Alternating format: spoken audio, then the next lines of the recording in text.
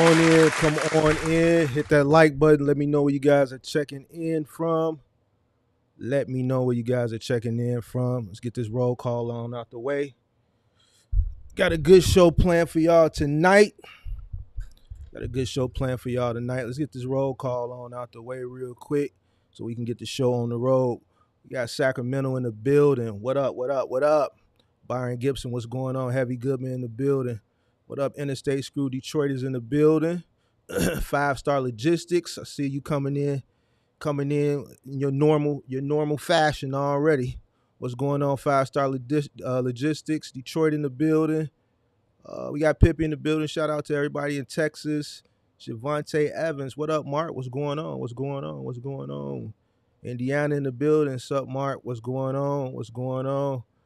What Kirk did put a comment in here, but I think he's in the air now. He put that comment in about an hour ago. He's in the air on that trip he's been telling y'all about for the past month or so. So he is on his way to London.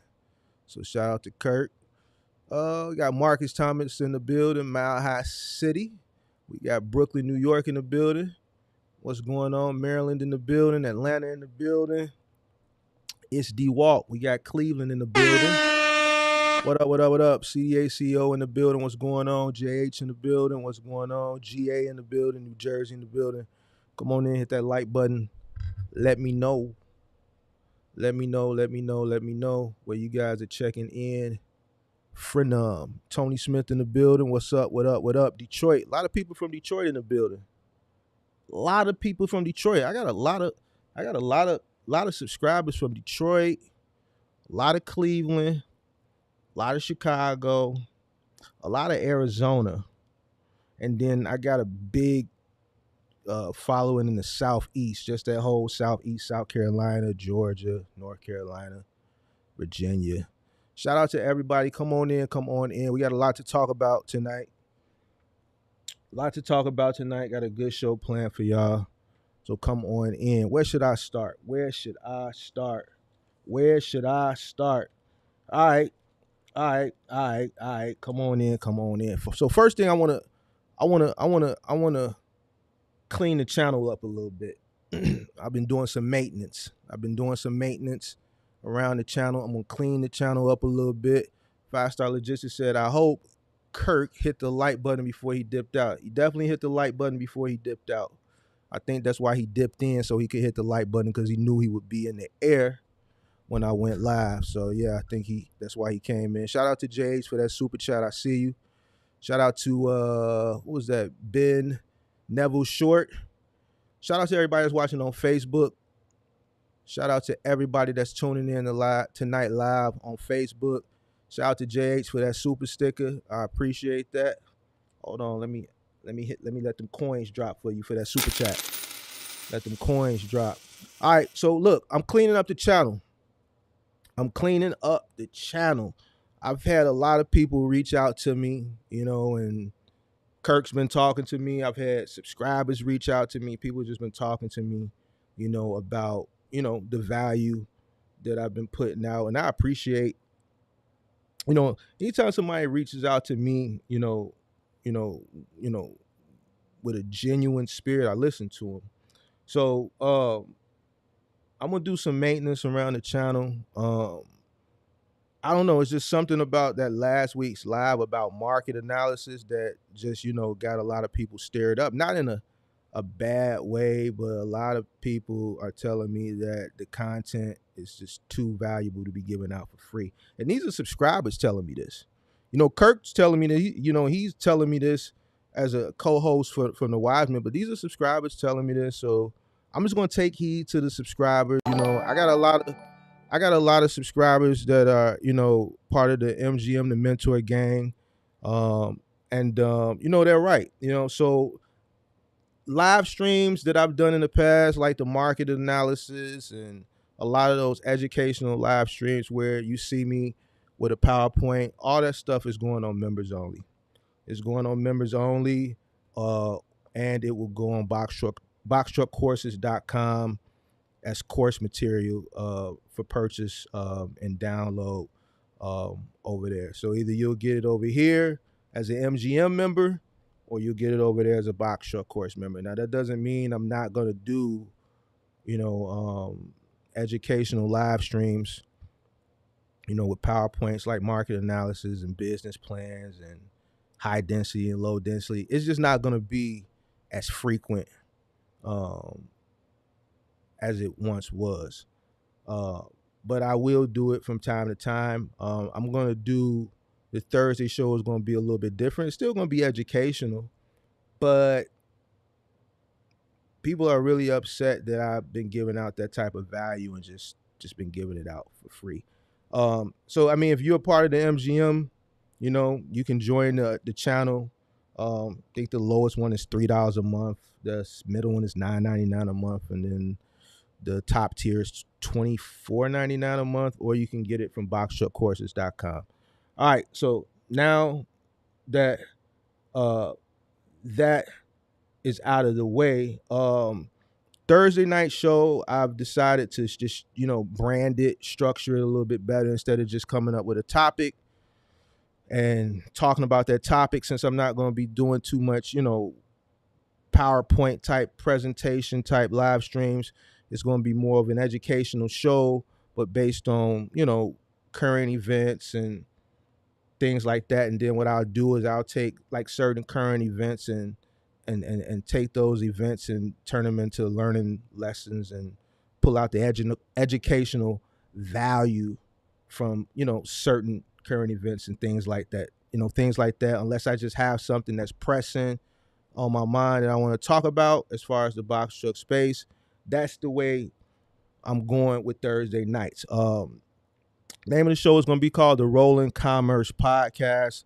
I ended up choosing that name on my own. I got a lot of the submissions that people gave, but I ended up choosing that on my own. How did I come up with Rolling Commerce? Obviously, your truck is commerce. Commerce is something that's goods or services that's being exchanged for money, right? And then your truck is rolling. So Rolling Commerce Podcast, the Rolling Commerce Podcast, however you want to call it. All right, so that's going to be Thursday nights, and then it's going to have a main topic line, and we may discuss some other things within the show. So that'll be every Thursday night. How's everybody doing tonight? Did everybody get a chance to check out the first episode of another show that I curated, that I came up with, called Box Truck Testimonials? First episode was last night with Jandy Trucking, Mr. Charles. If you didn't get a chance to check that out, I've been getting good feedback from that. That was just something I curated. I came up with the idea, and I thought that would be dope to present, use my platform to present. It's one thing when you see me and Kirk up here talking and we talk about our journey, you know what I'm saying? But our journey started years and years ago. And I know to some people, our stories are great, success stories, but sometimes it's good to hear testimonials, whether it's good or bad, from people that are in the space with you at the same level as you currently, because, you can get bits and pieces from another person's testimonial of things that may work in your favor or things that didn't work well for that person that you can take heed to and avoid as well. A lot of people want to give their testimonial. I realized that after last night. People were calling Kirk saying, man, can you get in touch with Mark? I want to come on. I'm booked up for the next month. I didn't even really plan on doing it every week, but it looks like that's going to turn into an every week show. I got like the next month booked up. So we're going to do that every Wednesday, sometime between 7 and 8 p.m. Central Time. I already got somebody booked for next week, which is going to be a good surprise for you guys. I got somebody booked for week 3, which is going to also be a good testimonial. I got somebody online for week 4, and I got some people pending for week 5 that have reached out that I just haven't, gotten a chance to respond to. So if you didn't check out Box Truck Testimonials, that first episode last night, make sure you go check that out. Working on the second season of the Wise Men podcast while Kirk is away. I'm probably going to dip out for a weekend too. You guys won't know because I'm not going to tell you. I'm not like Kirk. Kirk going to tell you all his business. I ain't going to tell you when I dip out, So since I got that Monday off, I'm probably going to dip out on a Friday, come back Monday or Tuesday so I can be back for Wednesday. So I'll make sure I do that before Kurt get back. And I've got some other stuff that I'm working on too that I don't want to talk about right now, but I'm going to unleash another show too within the next 30 days that I'm working vehemently on. So stay tuned for that, man. I'm just trying to curate the dopest content possible for the box truck community. Because the trucking community, like the semi-truck community, they got a lot of stuff over there. So I'm just trying to, come up with some ideas to bring some better content over this way. All right, so let's get into this show. So first episode, Rolling Commerce Podcast. Now, the first thing I want to talk about tonight, I want to talk about, and this is something we talked about on the Wise Man podcast a few weeks ago, but I just want to touch back on it. There was a young lady that, got interviewed, I think by the Wall Street Journal, Arnisha Barron, and her story has been circulating the news media. And now NBC has went on and interviewed this lady. And I just want to touch on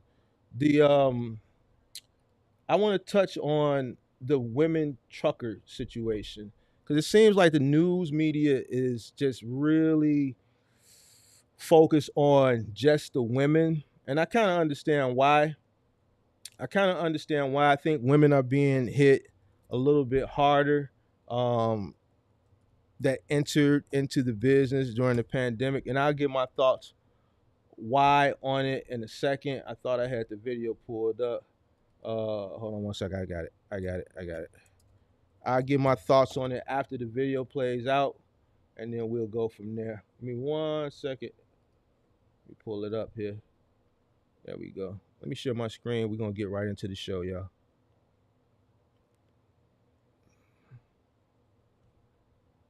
For your site traffic is skyrocketing until this. Workers were in demand. Yes. Then what happened?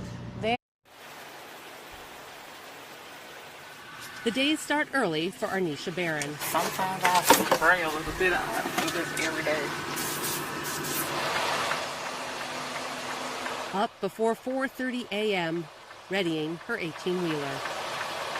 Today, she's hauling dairy to Chicago, picking up in Virginia's Shenandoah Valley.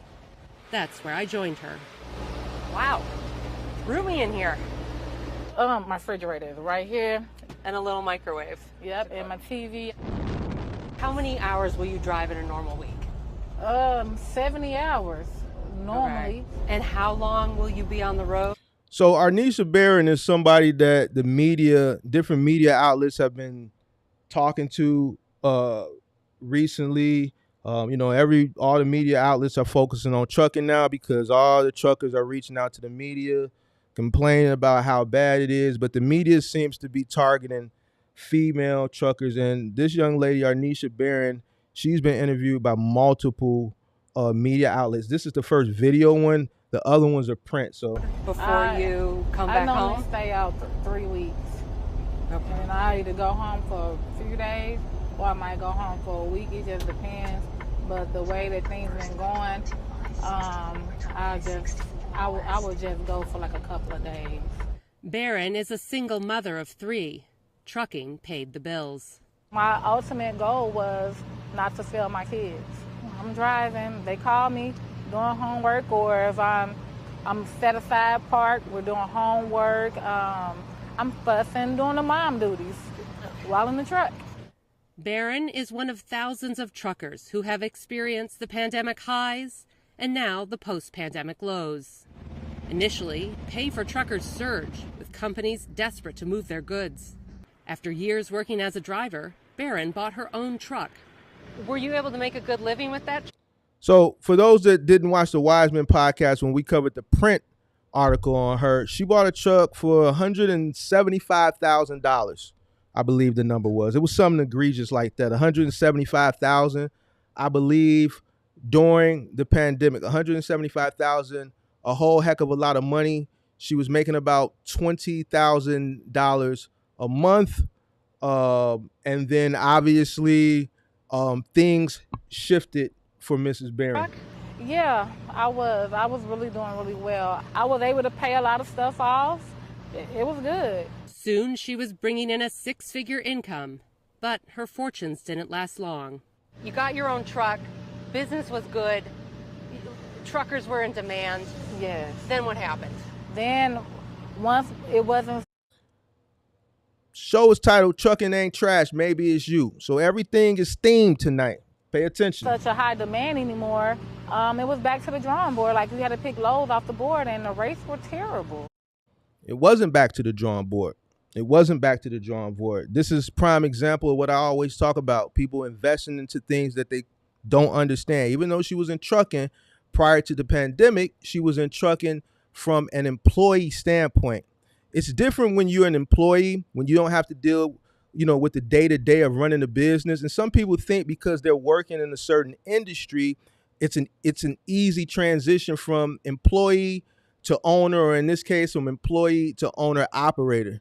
All right. The pandemic, there was a lot of promises during the pandemic. And a lot of people that are complaining now, right, it's because they didn't do their proper due diligence. They invested into something that they did not understand. The number of drivers surged, demand for goods fell as Americans emerged from lockdown, and shipping rates tumbled. Key point, and I say this all the time, I hate to keep sounding like a broken record, but this whole, like, every day when I turn, like, just everywhere I turn, it's the same thing over and over and over and over and over again. Supply and demand, boom and bust. Trucking has been like that up until 1935. Then it was regulated in 1935. Then in 1980, it was deregulated. And we're going to get into all that. I'm going to break all of this down.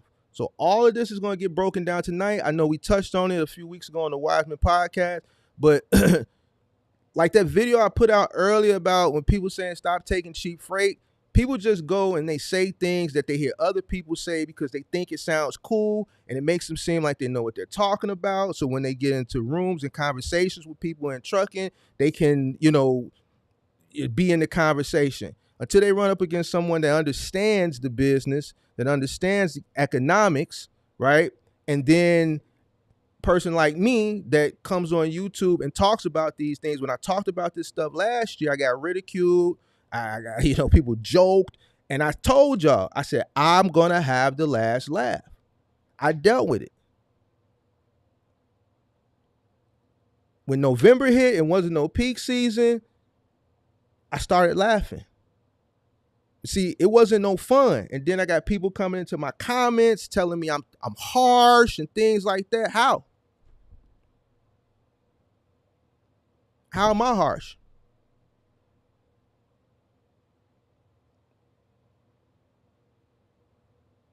And this is not to be cocky or arrogant. I literally don't see nobody else giving it out like I'm giving it out. I don't. So when I say things like box trucking ain't trash, maybe it's you, or I do a video like, stop taking cheap freight, the cheap freight debacle debunked, and then I break stuff down, it may seem harsh, but it's really not harsh. It's the truth. And when someone really breaks it down, it comes off to, I guess, some people like belittlement. And I'm trying to figure out how. Because didn't nobody jump in front of me last year when everybody was running Amazon and I was telling people all this stuff was about to happen. And I was telling people wasn't going to be no peak season. And everybody was on their high horse. Didn't nobody jump in front of me when I had to when I had to have information wars with people last year about what peak season was, what was coming up for peak season, and how 2023 was going to be what we're witnessing right now. When I was breaking all this stuff down and all these old videos that I did last year, like the box truck bubble, it was falling on deaf ears. So how is the message harsh?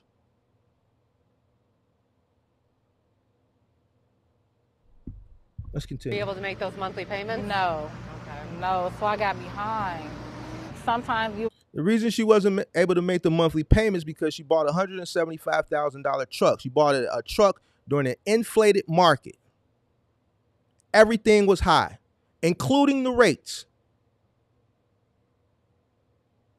Goes back to what I say, investing into things that you don't understand.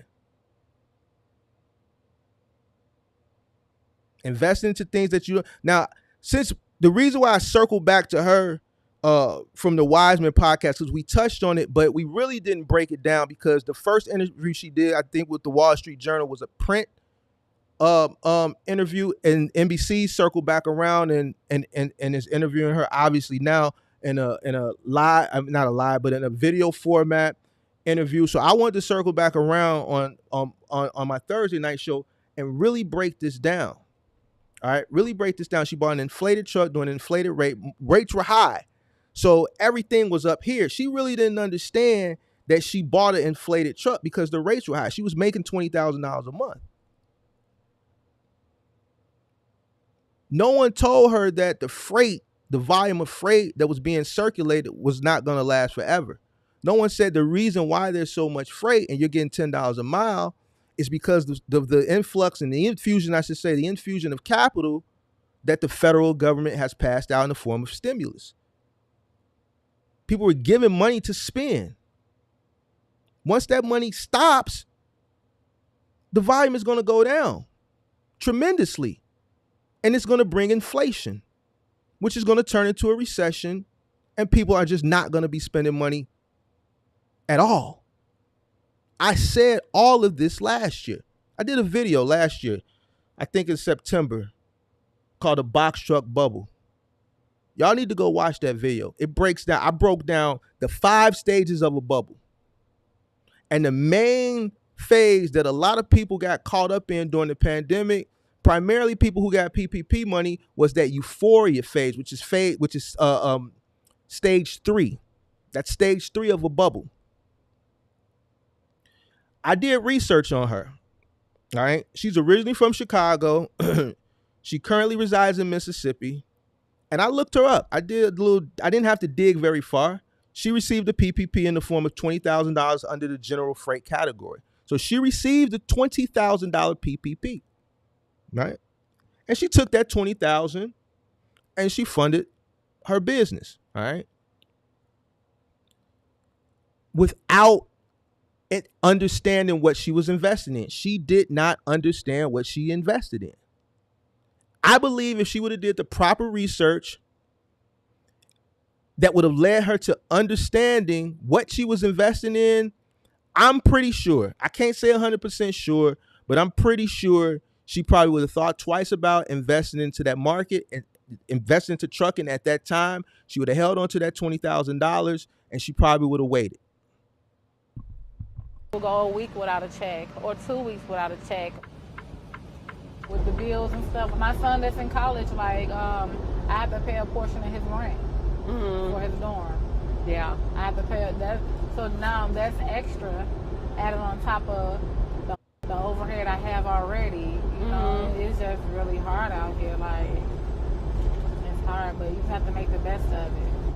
She had to turn her truck back in, losing thousands of dollars. She's now back on the road, leasing a truck from Randy Tim's company. People got lulled into thinking that somehow this was the way of the world in trucking, and it's just not that way. You heard what he said. People got lulled into thinking that this was the way of the world in trucking, and it's just not that way. It's just not that way. All right. So what to me, what I don't understand, and I just want clarity on, where is the brigade? All right. I see a bunch of people trying to, and I'm going to tell you what the solution is a little later in the show. We're gonna break this all the way down today, and I'm gonna really break it down. We're gonna go through a history lesson, because after I break it down, I really want to kind of put this to bed, for a little while. I know it's never going to be put to bed because there's still thousands and thousands of truckers that are still feeling the effects of post-pandemic that will be exiting the space through the remainder of the year. So we're gonna have to touch on this, you know, again at some point. But I want people to understand what the spot market is. All right. And then I think if people really truly understand what the spot market is and how it came about, they'll stop saying stop taking cheap freight. Because I think when people say that, it's just ignorant. When I say ignorant, people think ignorant is just like derogatory. Ignorant just means not knowing. So when I say ignorant, it just means you don't know. All right. You lack understanding. All right. You haven't done your full research. You know, you invested into something that you didn't understand. 15,000 trucking companies, many of them solo drivers like Barron, have had to shut down since October. Maybe they'd been a company driver before. They went out, buy a truck, trailer, get their own authority. We've seen them park that, come back to companies, you know, just in an effort to make ends meet. For drivers, making ends meet also means contending with the costs of the road. When you're at home, you've got your fridge. You can easily go to Walmart. You can fill it up. You got your laundry machine. You got your showers. On the road, you don't have that stuff. No. Showers, like if you go in there to purchase a shower, it's like $13. Laundry's another $6. Parking $18. Then there's I've heard for a lot of truckers at some of these truck stops, they've been charging truckers to park now. gas and vehicle maintenance. Try to save for rainy days, but I had a lot of rainy days. It's very stressful, but you know, you have to wear it with a smile and keep moving. You're not going to give up on trucking? No. I'm going to keep pushing. Like, I'm going to push it. I'm going to keep going because I know that it's going to be a rainbow somewhere. A rainbow she keeps chasing 1 mile at a time. Shannon Pettypiece, NBC News, Lind. All right, so she's chasing a rainbow. All right. She's chasing a rainbow. All right. She's chasing a rainbow because she lacks understanding of the business. Now, she's a situation that, you know, the news has been using. I've used a few times since she's been going around on this tour of different news media companies as an example, a prime example of, you know, investing in something that you don't understand. Why does the media keep using women? Why does the media keep using women? Women that entered into the space during the pandemic are taking it harder. And the main reason that women are taking it harder, especially women with children, because they are the custodial parents of a lot of their kids. Women like her that have 3 kids at home. I've read other reports on other women that entered into the space that had small kids at home, that took the kids out on the road with them during the summer when they were out of school and then left them with their parents or whoever, their cousins, their aunts, you know, during the school year while they went out for weeks and weeks and weeks at a time. These women that took their money during the pandemic and invested into trucking are falling a lot harder because they are parents, custodial parents. A lot of the men that invested into trucking during the pandemic that have kids aren't the custodial parents. So women that enter are feeling the brunt a little bit harder. All right. They're feeling it a little bit harder. Then there's this whole thing going on right now about gender equality. All right. Gender equality. All right. A lot of women entered into trucking, and, you know, I know this may, you know, rub people the wrong way. I know I talk about it, you know, from time to time when I talk about moving and final mile, big and bulky, you know, and, you know, I've had, you know, conversations with women that started their trucking business, final mile, that have been having issues. And we discussed it on the channel, and I tell them the reason why they're having those issues. You know, it's a male dominated industry. You know, the harder the labor, you know what I'm saying, it's going to be hard to reprimand a man when a man knows you physically can't go out and do this work, nor can you physically train that man that you're hiring on how you want them to do, you know, the work. So here's something else that I came across that's been making waves on TikTok. You know, people have been kind of making fun of her, you know, because a lot of women were, you know, during the pandemic, they were just bragging on the gender equality. We can do what a man can do and this, that, and the third. It's fine. You know, I really don't care either way. But, you know, since this is the topic, I thought I'd just shed a little light to it while we're at it. So, hold on. Let me pull it up. I'm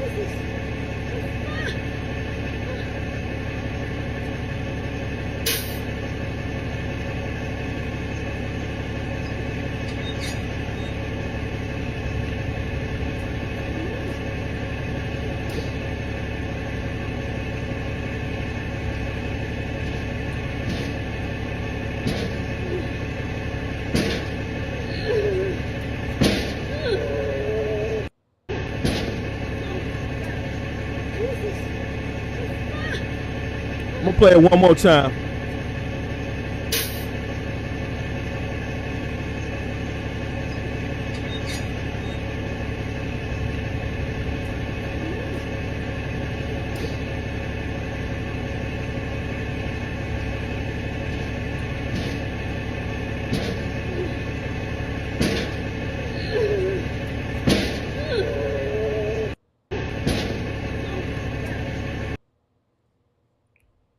All right, so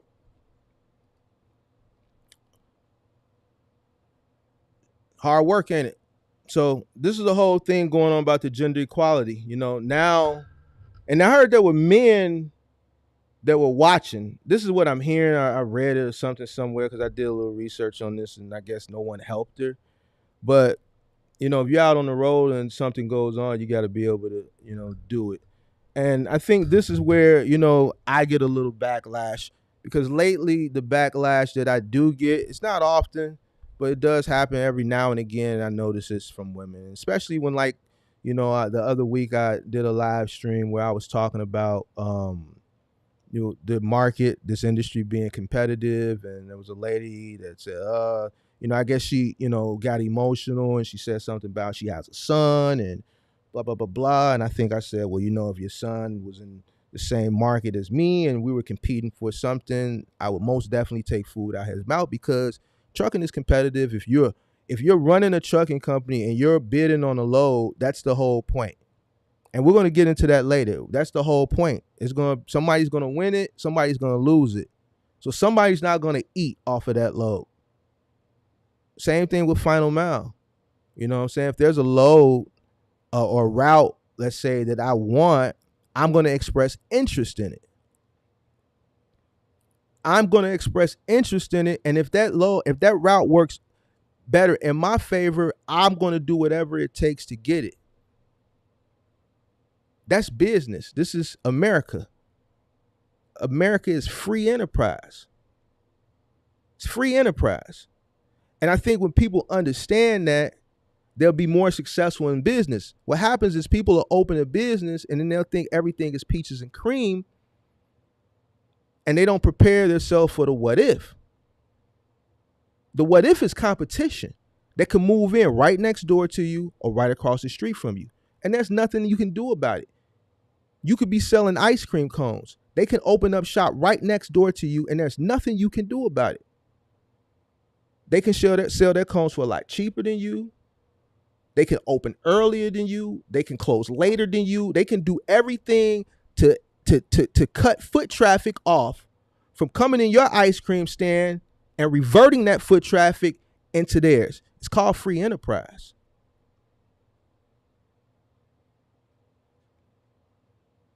This is something that people don't think about when they come into business. And then when I talk about free enterprise and I talk about competition, a specific group of people get upset. 92% of my subscriber base are men, right? Are we talking about trucking? Obviously, men, trucking is a male-dominated industry, right?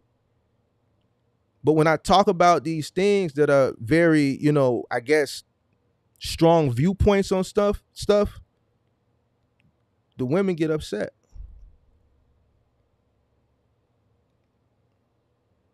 But the fact still remains, it's the truth. When James came on the show and me and Kirk coached him, didn't charge him, gave him a blueprint, told him what to do, the same energy we gave Natasha, we gave James. I didn't look at Natasha different than I looked at James. I didn't look at gender. I didn't look at color. I looked at a business, a potential biz, two potential box truck business owners. And both of them had to come in this circle and take that violation. Regardless of your gender, if you decide to come into this business, if you decide to be a mover and you get a few moves and it's just boxes, and you're a woman, you get a few moves and it's just boxes, and then you come up against that move where it's that arm war, you got to still put that same work in as you did when you was moving those boxes. So it's the same thing. I gave that same energy to both parties equally. I didn't discriminate, because if I would have discriminated, I would have been discriminating against James because he was a man. I don't look at you as a man or a woman or black or white or Hispanic or nothing. If you come to me and I give you something pro bono and we coaching you and you off the wall and something, you got to stand in this circle, 2 minutes on the wall, no cover up, and I'm not going to go easy on you just because you're a woman if you decide to get into this business.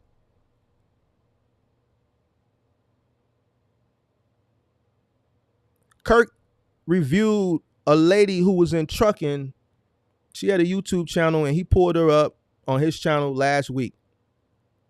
Black lady, braids, and she's not in trucking anymore. She didn't make it. And everything that I always say, she realized that in her video after she exited trucking. She said this is a cutthroat industry and I should have been a lot more cutthroat. It goes back to the example that I used a few weeks ago when I talked about the election of 2016 between Trump and Hillary Clinton. Hillary Clinton won the popular vote. More people wanted Hillary Clinton to win over Trump. Why didn't Hillary Clinton win? What swayed enough people's decisions to vote for Trump? In a documentary that I watched, a lot of people were asked, why did they vote for Trump? A lot of people said they didn't want to vote for Trump. But the ultimate reason why they voted for Trump was because if it came time that we needed to go to war, they much rather would have had a man at the helm of the country than a woman. Why? Because women are emotional. If we got to go to war and we got to drop bombs on countries, there's going to be some casualties of war. It's going to be some women that's going to get killed. It's going to be some innocent kids that's going to get killed. And a man is going to push that button. A woman is going to think about those women and those kids. And that split second that they're thinking,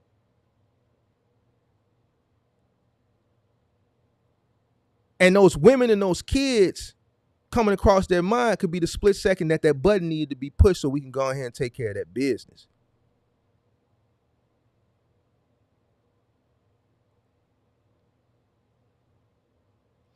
I got a comment the other day on one of my videos or something that said, the way I did, well, first of all, the person gave me my flowers, said, man, the content is great, the information is solid, blah, blah, blah, next to none. I appreciate that. But there was also a part that said my message is harsh.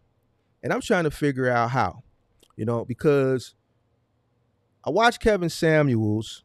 To me, that's harsh. I watched Anton Daniels. Very harsh. There's another guy that's in the box trucker space. I don't know, maybe y'all heard of him. His name is Kirky Fresh. Extremely harsh. So I'm trying to figure out how old Marky Mark is harsh.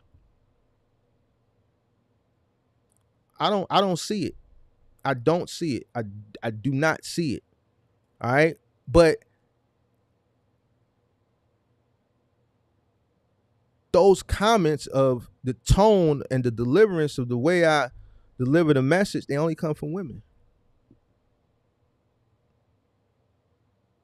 And, I invite, I don't, gender equality, that's not something I really care about. It's not something that I'm interested in, but I thought I'd talk about it, you know what I'm saying? Because, a lot is going on in this country right now. And, and a lot of the stuff that's going on are distractions to what, some of the bigger issues that we really need to be discussing. You know what I'm saying? I in a situation like this, there's no reason she should be doing this shit. No reason at all. No reason at all. And I'm telling you from a person who, out of everything, Out of everything, out of, out of, out of, out of everything you can do in trucking, the hardest things you can do in box trucking, I've done it. My two businesses were built around the two hardest things you can do with a box truck: moving and final mile, big and bulky delivery. She doesn't have the shoulders to do what she's trying to do. She doesn't have the back strength to do what she's trying to do. But yet and still, frustrating. See how frustrated she looks? Very frustrating. Very frustrating. So the way I deliver, the point that I'm trying to make is the way I deliver my message. I deliver my message to the majority. So Daniel says, when you first started out your channel, you weren't, but I see you have changed a bit. So channels evolve. When the channel first started out, everybody said I was boring. So as I got more comfortable in front of the camera and the channel started to get better, check this out. The channel has grown exponentially. But once I got comfortable in front of the camera, it started growing even faster. All right. The point that I'm trying to make is 92% of the people that subscribe to the channel, because YouTube has great analytics, are men. Obviously, because it's a men-dominated trade. 8% are women. So when I say certain things like competition, taking food out of people's mouth, this, that, and the third, we did a whole week on non-compete. I'm telling you this stuff and I'm expressing it. Certain things I have to express in a certain type of tone. If I'm saying, yo, box trucking ain't trash, maybe it's you. Somebody gonna take it like I'm calling them trash, and I'm not calling them trash. Box trucking ain't trash, meaning everybody's saying box trucking is trash. And I'm saying it's not trash. Maybe it's just you, not meaning that you're trash. Maybe it's something that's going on with you that you're not doing right, which is why your business is not succeeding, which is causing you to call it trash. But then it's labeled as harsh. I don't clickbait. I think about the titles a week ahead. I got 7 days to think about what I'm going to do next week. I don't want to clickbait nobody, but I want the title to be appealing so that people click on it and come and get this information that I got to give. So I have to be clever and creative. To somebody thinking it might be clickbait, but it's not. But I have to come and break stuff down because people feel a certain type of way. You can't listen, in business, you can't run a business with emotion. You run a business with passion. We've seen what happened to people who run businesses with emotions. You start making emotional decisions. And sometimes emotional decisions, it could be a bad emotion that can cause you to make a wrong decision.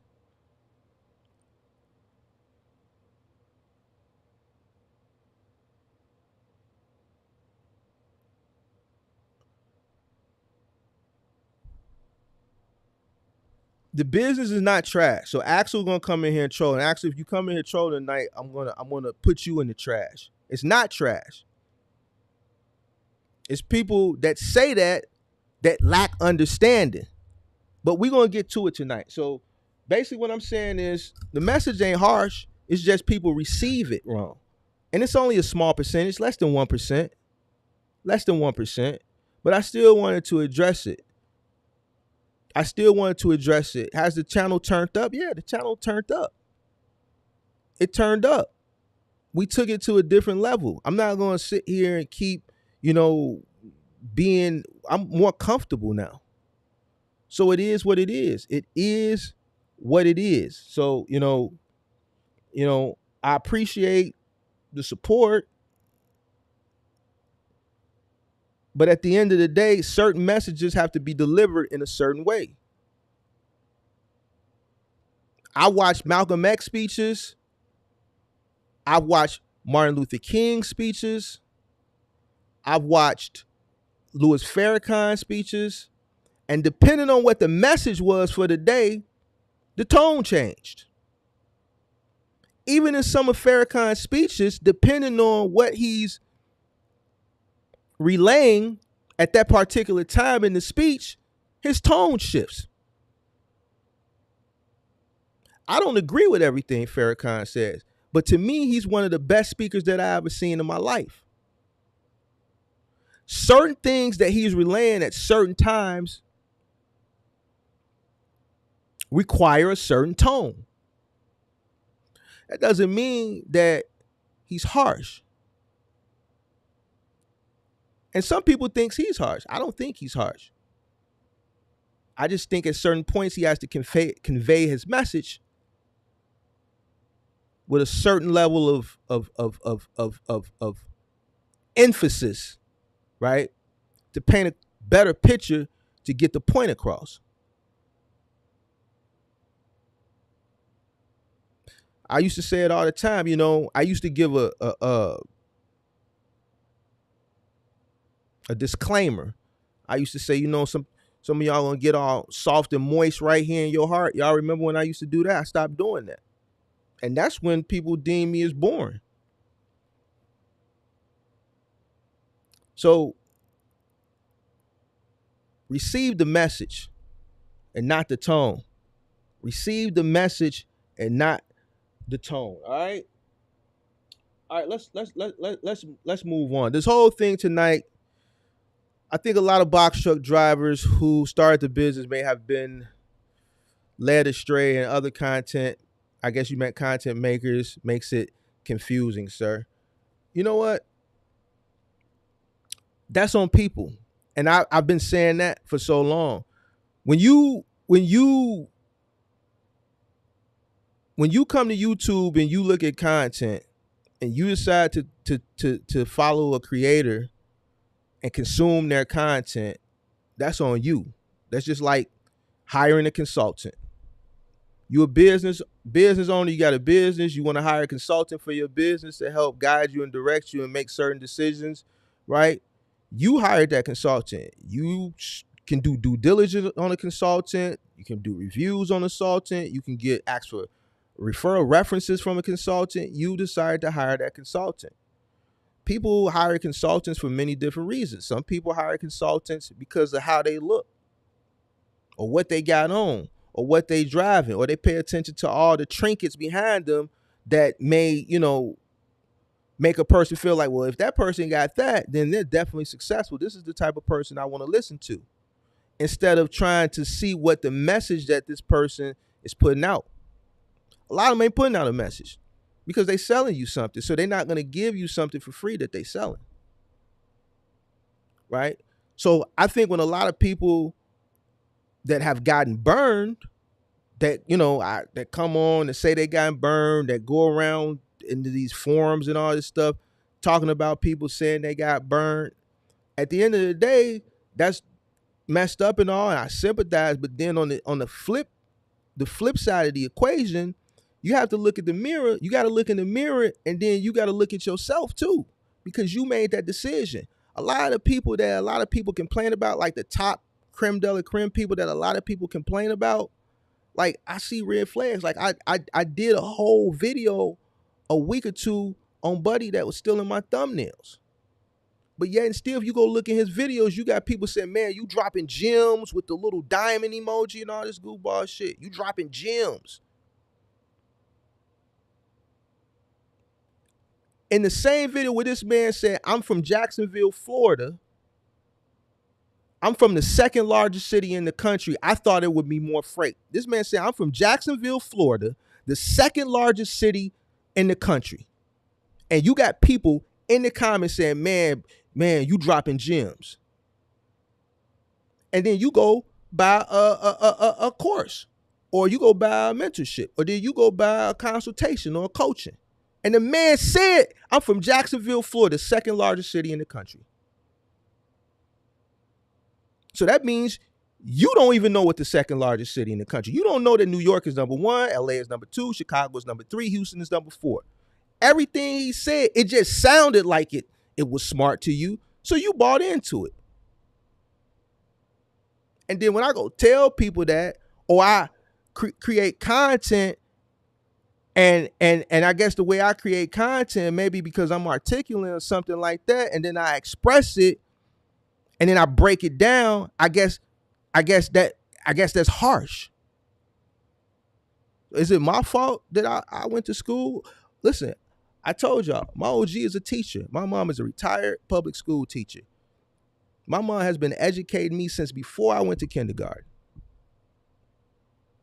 When I was growing up as a kid, I couldn't say finna, I couldn't say gonna, I couldn't say none of that stuff in my house. Anytime I would say something like that, she would correct me. So because I know how to break things down and present things and come up with a curriculum to present when I do my educational stuff, how I'm trying to figure out, is it just because it's too good that it comes off as harsh? I'm trying to figure it out. Because I don't think so.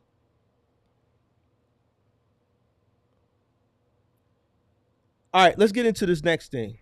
Because we're going to break down the spot market tonight. We're going to break it all the way down.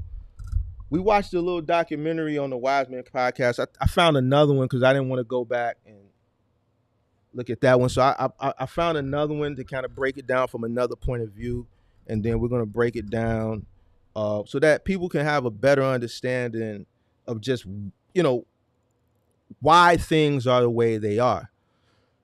And I want you to really pay attention and listen. And I'm going to stop it at certain points, and I'm going to explain certain things on why we are where we are today. So now you can make an informed decision going forward on how you want to either enter into this space or how you want to transition your box truck business for success. A lot of people just run around complaining. And this is something I used to say all the time, and I haven't said it recently. When you start a business, one of the main things you're going to have to do day in and day out is problem solve. I think more people are complaining than solving problems or problem solving. They're quick to give up. They're quick to complain and say things are trash and it's garbage and it sucks and it's the rates and the brokers and this and that. But yet and still, I see people that were into the space pre-pandemic that are doing well, and I seen people that have entered into the space during the pandemic that are doing well. I interviewed a guy yesterday that's doing exceptionally well. And I can't say that all of that is due to me coaching him. I can take credit, and he gave me credit for some of it. But he still had to go out and apply himself and do the work. I've had people that and y'all have seen this. I've given people the blueprint, and then they come back and say they did something completely opposite. And then y'all go in on them. And then when I come back and I do a stream, I'm supposed to just be all nice about it. Why? So what about my time, right? What about the time that I invested into giving a person free information, breaking it down for them? So my time don't account for anything that I shouldn't have a level of frustration because I've invested my time, and I've told y'all how I feel about my time. I don't care about money. I don't care. You know why? Because I'm constantly making money. I can make money back. I can lose money and make it back. I can never get back time. So I want to make sure that the time I spend on things is productive. I'm not getting younger, I'm getting older. So my time is valuable to me. So if I give a person information that, one, I learned from experience, or and coupled with, book smarts, book education that I went to college for 5 years to obtain, and that my OG, I didn't get a scholarship or financial aid. My OG paid my way through college. Cash money, she worked hard. I take that shit serious. I take it very serious. And this is why Kirk was mad as hell at me last week. When I did that market analysis, he said him and his wife was mad at me. I had other subscribers that was like, yo, this is too much.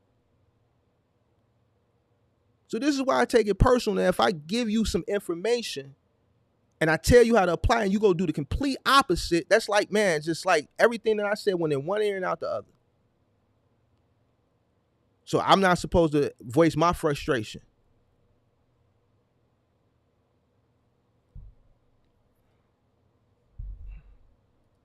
All right, let's take a look at this, and I'm gonna break this down, and then we're gonna go from there. Hold on a second. Let me pull this up. Where is it at? Where is that? Where is it at? Let's get it. Let's get it. Let's get it. Hold on. Pull myself up on there. All right, let's take a look at this real quick. Truck driving was a blue-collar ticket to the middle class. Start from again. Once upon a time, truck driving was a blue-collar ticket to the middle class. Wages were high, hours were good, and union protections were strong. But today,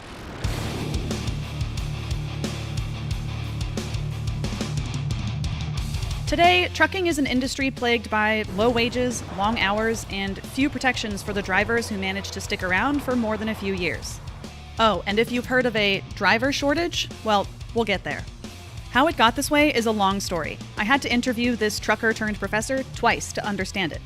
But that long story hinges on a single moment, when one man, who can only be described as a villain from the perspective of modern-day truckers, changed everything. The golden age of trucking began here. Before this, trucking was a new-ish industry with very little oversight and a huge supply of people willing to work for rock-bottom wages. In short, a recipe for a dangerous and exploitative industry. So, in 1935, Congress passed the Motor Carrier Act. This law enacted regulations to make trucking safer and fairer for drivers. For example, All right, so in 1935, trucking was regulated. Prior to 1935, trucking operated kind of similar to how it operates now without a load board, but it was more boom and bust, up and down. That's why they came in and regulated it. All right. Prevent a downward spiral of trucker pay, new trucking companies could not enter the market unless they could prove that the routes they wanted to service weren't already covered by an existing company. Still with me?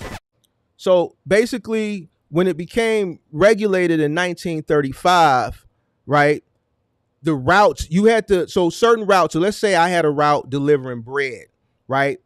I would have to go to the Interstate Commerce Commission. Let's say I want to deliver bread that I made from Chicago to Indianapolis. So I would take 9094 to 65, and I would take 65 down to Indianapolis, right? So I would go to the Interstate Commerce Commission, and I would say, hey, it cost me $1 to a mile to get this bread from Chicago to Indianapolis, and then the Interstate Commerce Commission said, okay, if it costs you $1, you can charge $1.05, right? But also what I had to do was I had to prove that there was no other trucking company that was delivering that commodity along that route. So routes were monopolized based on commodities, all right? They were monopolized based on commodities. So if I went to the ICC, the Interstate Commerce Commission, I told them how much it would cost me to get the bread from Chicago to Indianapolis. I told them the route. I told them how much it went. So they would say, okay, you could charge this much. But I also had to prove that there was no other trucking company delivering that commodity along that same route. If I could prove that, then the Interstate Commerce Commission would grant my business a license and permission to transport bread from Chicago to Indianapolis along that route, 9094 to I-65 down onto Indianapolis. The trucking industry has rules now, that's the point. In charge of enforcing these rules was this group, the Interstate Commerce Commission, or ICC. More on them later.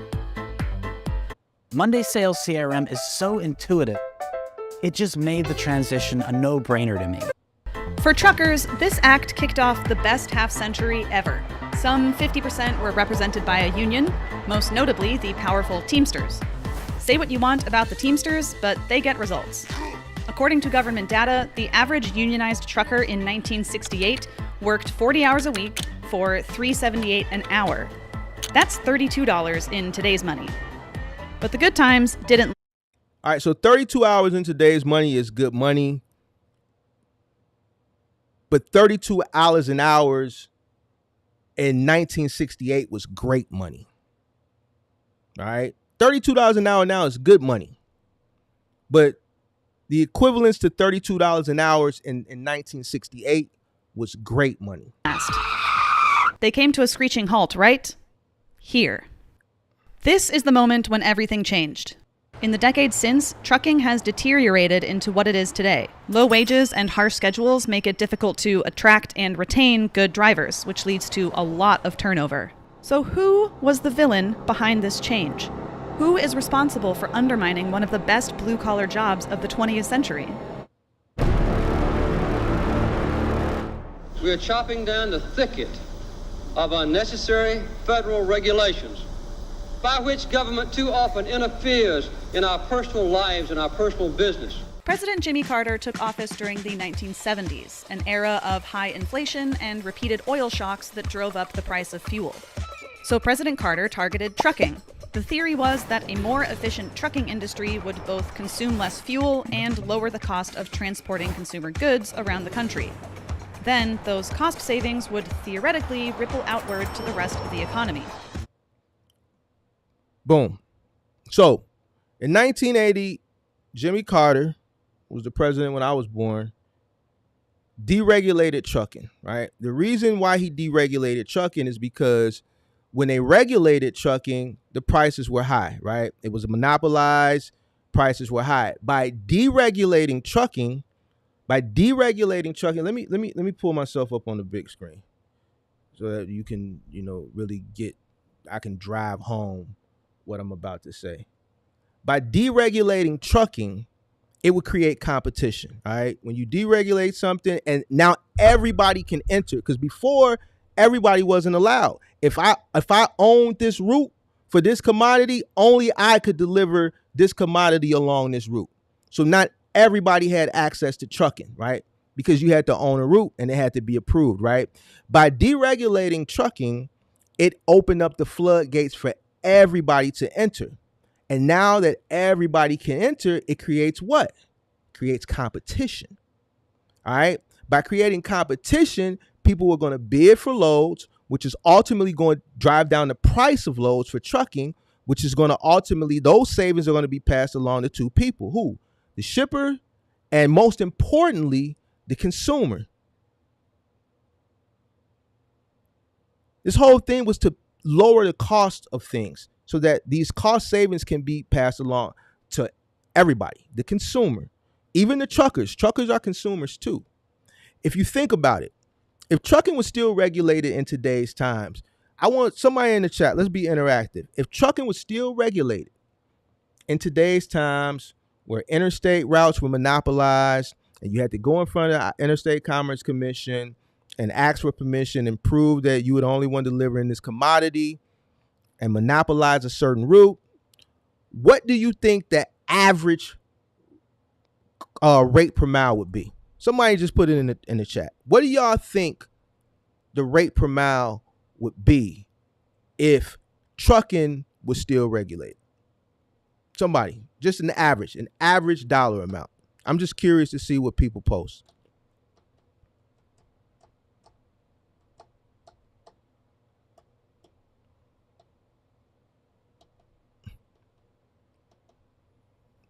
Nobody? Nobody got an idea? Nobody want to take a guess? Well, it would be way more than $275. I can tell you that now. Let's think about it. You had rates during the pandemic that were $10 a mile, and this was a over surplus of supply of truckers on the load market. We're talking about if it was regulated.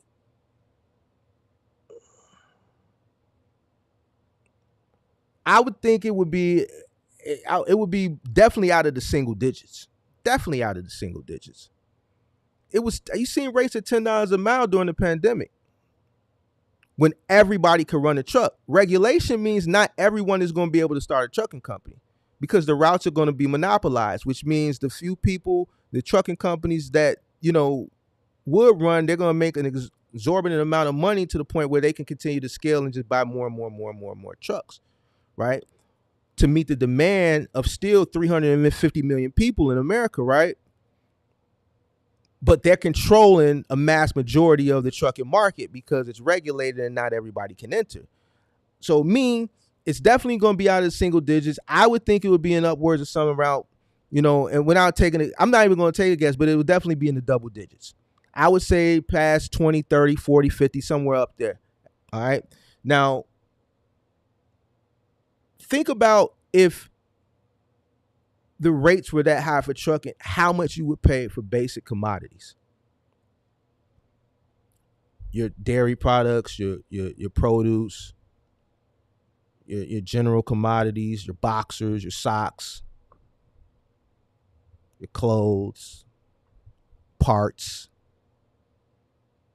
So the point that I'm trying to make, the reason 276 a mile here in Texas, Mr. Mark, no, we're not talking about currently. We're talking about if the industry was regulated. We're talking about if the industry was regulated. We're not talking about current. We're talking about if deregulation never became a thing in 1980, if deregulation never became a thing in 1980 and trucking was still regulated, if trucking was still regulated in today's time, in 2023, what would the current rate per mile be? So now when you put into perspective like that, and see, this is why I break stuff down like this, because I want people to think and use it here. Listen, when you a business person, you can't think from just your point of view. You have to think about things from the whole landscape or the whole scope. If trucking never was deregulated in 1980 and you add inflation from 1980 to 2023, what do you think the rate per mile would be? I can tell you one thing, it'll be a whole lot of money. And guess what? Because it would be a whole lot of money, guess what? That whole lot of money is going to get passed along to who? The consumer, right? It's going to get passed along to consumers. So you'd be paying, just take the pandemic, for instance. Look how much stuff inflated then. And put it into perspective where there still was an oversupply of drivers. It wasn't regulated. It was just inflated. Now take away all that surplus of drivers. Add the inflation.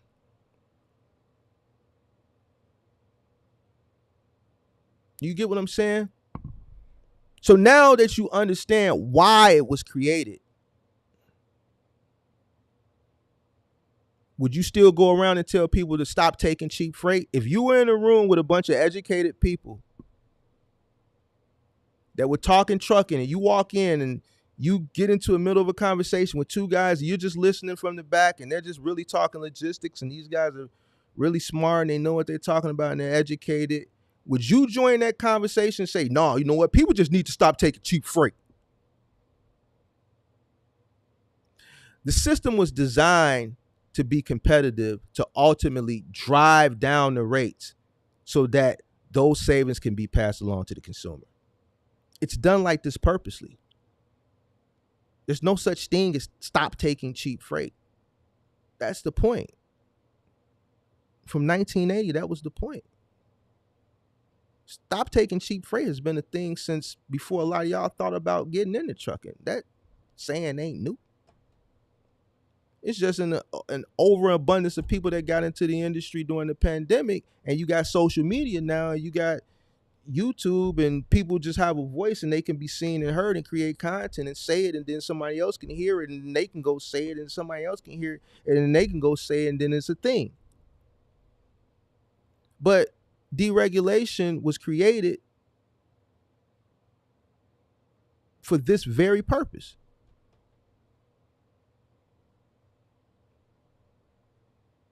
And to be honest with you, everybody benefits from it, including you, including the truckers that say stop taking cheap freight. Because I guarantee you, if somebody walked into Walmart and they had to pay $50 for a bundle of 6-pack socks, they would be pretty upset about it. Or if they had to pay $9.99 for a ear corn, I think they'd be pretty upset about it. I think they would be pretty upset about it. All right, let's continue. Let's continue.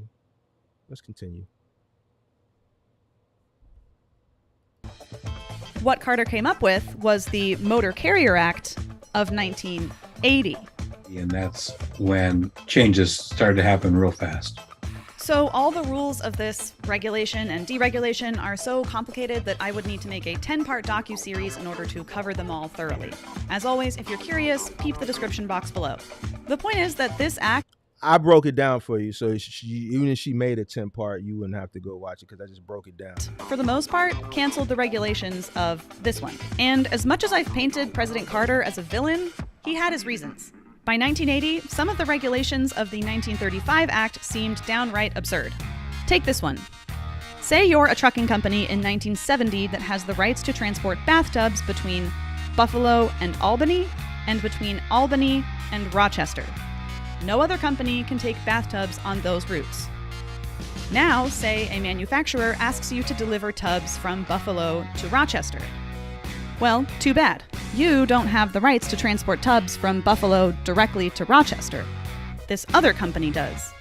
The best you can do is take the bathtubs from Buffalo all the way to Albany and then back to Rochester. This is the type of regulation that, among others, made a lot of news at the time that the Carter administration was lobbying to deregulate the trucking industry. But here's the thing, even this zany system has a semi-logical backstory. Regulations like this weren't ever meant to be for trucking. Not really. Remember the Interstate Commerce Commission that was put in charge of trucking per the 1935 Motor Carrier Act? Well, the ICC was originally created by an 1887 bill designed to regulate railroads, aka the most important goods transportation mechanism of the time. So 50 years later, when it came time to regulate trucking, the government basically said, copy-paste. So these rail age rules from 1887 made their way into the original Trucking Regulation Act in 1935 and eventually became the reason President Carter wanted to get rid of them in the Motor Carrier Act of 1980. Are we all following? But the original Motor Carrier Act of 1935 didn't just contain regulations like this that, don't make a ton of sense for 20th century trucking. They also contained a lot of the protections that made trucking such a great job in the first place. So after 1980, the trucking industry kind of imploded. Thousands of firms went bankrupt as newer companies promising lower prices entered the market. Down went wages and union power, and up went the hours truckers needed to work to make a decent living. Again, So it's just like I said, competition. It was created to create competition, to drive down the rates so that those savings of driving down the rates can be passed along to the consumer. That whole thing created big box retail. Big box retail wouldn't exist if it wouldn't have been for the deregulation of trucking in 1980. It wouldn't exist. Walmart wouldn't have been able to expand at an exorbitant pace that they were able to expand. There would be no Target. There would be no Sam's Club. There would be no Amazon. Wouldn't even have been able to be a business model if deregulation of trucking didn't come into fruition. Now, I'm not saying this glorifying it. I'm saying it because it's the truth. It's the truth, all right? So you have to look at the full scope and put it into context when you're making a decision on getting into the business, and understand what you're investing in, right? And understand what you're investing in. And this is why I always stress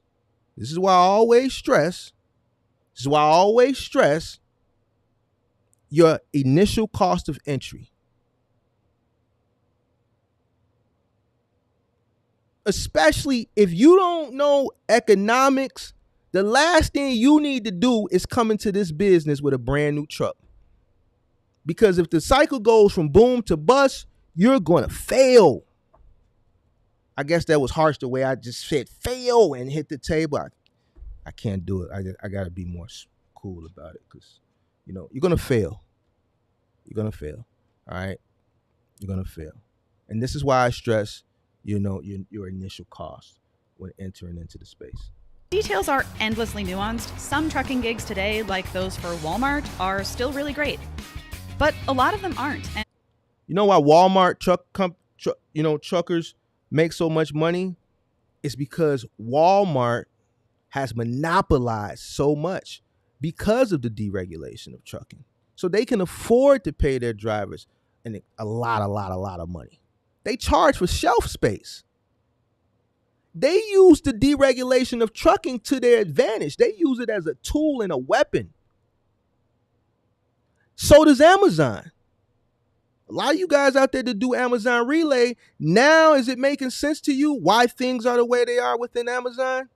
And if you can't figure it out, think a little bit harder. Amazon uses trucking as a weapon. Walmart uses trucking as a weapon. This is why a lot of companies can't compete with them, against them. They use the deregulation of trucking as a tool. government data are insufficient to see the full picture. The Bureau of Labor Statistics puts the average annual trucker income at $48,000 in 2021, or an hourly rate of $23.23. Remember, that's a lot less than the $32 an hour equivalent that truckers were making in 1968.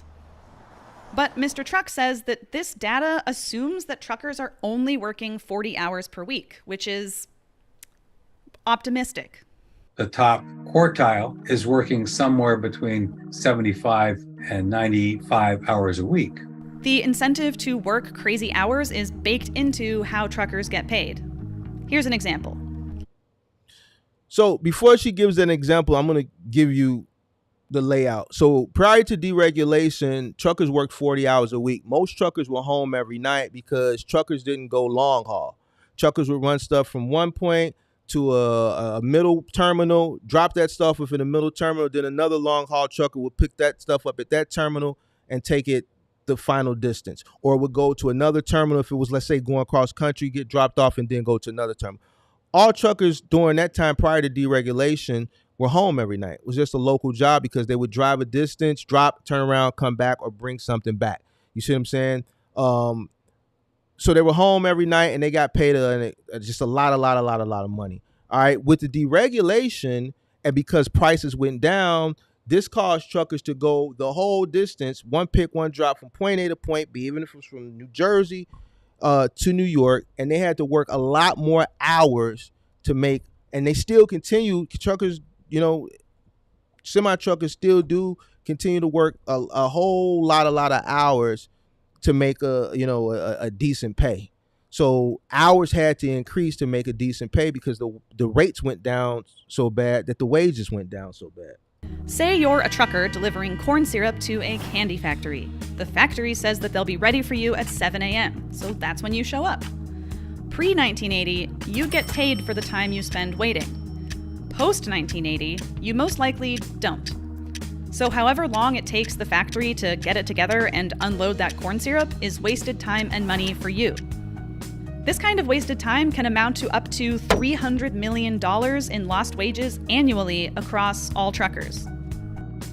And, worse for you and me, it means a whole lot of sleepy, overworked truckers are peppering the nation's highways. And that's one of the things that was ignored in 1980 when they passed the law. They got what they wanted. They reduced the costs, but they didn't think about the costs in terms of safety and health, which... He just said it. The costs were reduced, right? Whenever, something is created, it's always at the expense of something or someone. And deregulation came at the expense of the truckers. Really gone down the drain. It's also issues like these that fuel the persistent driver shortage, which, by the way, Mr. Truck here says is a myth. There are millions of drivers in the United States who have commercial driver's licenses who don't use them. They get trained, they go to the job, they realize this is crazy and I get paid for what? So they walk away. Luckily, for as complicated as this whole story is, Mr. Truck here has a pretty simple solution that he explained in a third interview, not with me, but with the Truck Safety Coalition. I want one thing to get remembered. Pay people for all their time. It's not that hard, seems to me. So pay people for all their time. We'll get more efficiency, more safety, more health, and close the gap of the mythical truck driver shortage. Basically, we're probably overdue for the Motor Carrier Act 3.0, this time featuring regulations designed specifically for 21st century trucking. Yes, I know, I'm very sweaty, it's very hot. I don't have air conditioning here in Southern California. All right, so that's the breakdown of the spot market, why it was created, and why I say people should stop taking cheap freight. It's never going to happen because it was designed for that it was designed with that in mind. It was designed for that very purpose, to drive down the rates. So when you sit down and you take the time to, and I'm only saying this, so that people, when they have conversations with people, they just don't look crazy. I don't care if you want to go out, you want to look crazy and say things, stop taking cheap freight and make TikToks and all that goofball stuff, make it sound like you cool and you know what you're talking about, then go ahead and be my guest. But eventually you're going to run up against somebody that really knows what they're talking about, and then they're going to make you look crazy. So that's like when I see other content creators say that shit, I just be shaking my head. You see what I'm saying? Because it doesn't make sense. The system was designed. Now, with me saying that, I'm going to tell you this. It's up to you to figure out ways, now that you know how to maneuver around that. All right? Now that you know, it's up to you to figure out ways to maneuver around that. You can still do OTR. You can still run middle mile, but you have to be very cost efficient. You have to be very cost efficient. Who can fix this issue? Who can fix this issue? The only person who can fix the issue is the government. All right. You got people complaining about the brokers. The brokers. Why do people complain about the brokers? Why do people complain and say, well, man, these truckers are taking cheap freight? Listen, the only person who can change this is the government. Here's why the government is not going to go back into regulation. There's a few reasons why the government is not going to go back into regulation. And the main reason is for what we talked about 5-10 minutes ago, because if they go back into regulation, it's going to drive the price of consumer goods through the roof. Not a great example, because a lot of people weren't born prior to 1980, but you can use the pandemic as an example, even though the industry was deregulated. But just look at the inflation part of it, and you can see what I'm talking about. Everything went up during the pandemic. Everything went up. The rates were high for truckers, right? They were getting a lot of money to drive, right? But the cost of all consumer goods were high as well. Milk was high, eggs was high, trucks were high, cars were high, clothes were high. And this is with a supply of truckers. Just take the inflation part. Now, keep that inflation and take away the surplus supply of owner operators. That's going to take it from here to there, which is going to raise the cost of every single thing. Just scan your room, everything around you. Look at everything around you, and then just think about what you paid for it, and then times it times 10.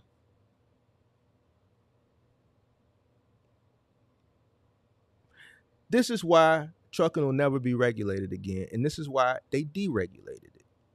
All right, it's just one of those things where, you know, it is what it is. It's like a necessary evil, I guess, if that's the right thing. So now that you know that, you just have to figure out a way to maneuver around it. Another reason why they're not going to change is because the government is worried about a lot of other things, to me, that just don't make no sense. Look at what's going on out in California. Look what's going on with immigration. Then, you know, every time I turn on the news, you got this, gender, whatever that, what is this stuff called that's going on now with the the people can choose who they want to be, and what is it called? Gender dysphoria. This stuff is more important than trucking. What a person wakes up and decides what they want to be, and if they can go in this bathroom or go in that bathroom, or if this lady can go into a boxing match with this grown man. And I hope when she goes into that match with that grown man, I think he did accept it, and if that fight goes on, he needs to go upside her head. He needs to go upside her head. You know, she's crazy. She's nuts if she thinks she's finna go into a ring with a man, especially him, and think she can box him. It's crazy. But see, this is what is more important. So while everybody's thinking and complaining, you need to just figure out ways to, maneuver around it. Complaining and pointing the finger ain't gonna make shit better. It's not. It's not gonna make things better. But yeah, that's trucking. That's the spot market. That's why things are the way they are. Now that you have an understanding, I hope everybody can take this information and apply it. If you're looking to invest into the business, maybe that $150,000 box truck, brand new 2024 box truck, may not be the best idea. It just may not be the best idea. Maybe scaling, depending on your situation, may not be the best idea right now. Maybe you need to go back to the drawing board and do a little bit more research. Maybe transitioning into something else in trucking may be better. I tell you one thing, with everything that's going on in California, everything that's going on here in Chicago, California got the thing where you could just go in the store and steal up to $950 and you won't be prosecuted. I don't even think the police would come if they call. So you got all these people I'm looking at just running in the stores in California. They're not masking up. They're not doing nothing because they know there's no repercussions behind it. So I'm going to tell you what's going to happen. You got people running in the subways here, robbing subways, running into all these stores, robbing them, backing in pickup trucks into the Gucci and the Louis Vuitton store, running into the Montclair store, running into the Canada Goose store, snatching stuff, running out. So I'm going to tell you what's about to happen. You heard it here first. I'm going to tell you what's about to happen. As this keeps going on, brick and mortar stores are going to keep fading away. They're going to keep going away. They're going to keep fading away. They're going to keep fading away because as long as government, whatever the government's got going on out there in California, where they're passing these weird laws saying that, you know what, you can go in the store. They're saying you can go into a store and take what you want up to $950. So if you were a business owner, would you continue to own a brick and mortar knowing that, your calls to 911 are just going to fall on deaf ears and nothing's going to happen? No, you're going to close up shop and you're going to transition. A smart person is going to close up their brick and mortar store and they're going to transition into e-commerce. And you're going to start seeing that across the country. Everything that I've told you guys since I came on YouTube has all come into fruition. You come to Chicago and you go down on Michigan Avenue, it's not thriving like it once was. The Gap is no longer there. What's that store? Express is no longer there. The Disney store is no longer there. Forever 21 is gone. And these were the Gap on the corner on Michigan Avenue in Ohio, 4-story floor, flagship store, vacant. Forever 21 across the street, corner store, vacant. Top Shop, vacant. Macy's. The Macy's in the water tower, they had 8 floors in the water tower. 8 floors, vacant. 8 floors Macy's operated in the water tower, vacant.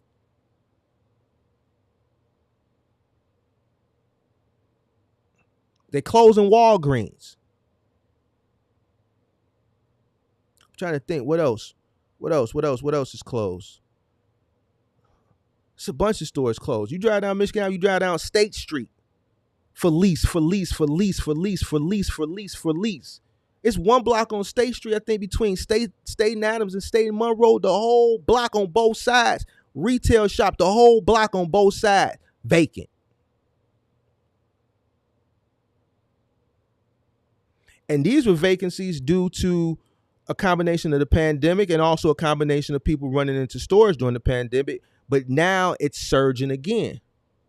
Why is it surging? People ain't got no money. And then when you have the government create laws that state you can go into the store and take up to $950 and not be prosecuted, you just open the floodgates. So eventually, all these stores are just going to say the hell with it. We're just going to convert over to e-commerce. So now this goes back to what I try to educate people on: early adopters, being ahead of the curve. Knowing this, if what I'm saying to you is making sense, if you live in California, you live in Chicago, you live in New York, you live in San Francisco, you live in Seattle, you live into a lot of these cities that this is going on, it makes sense, right?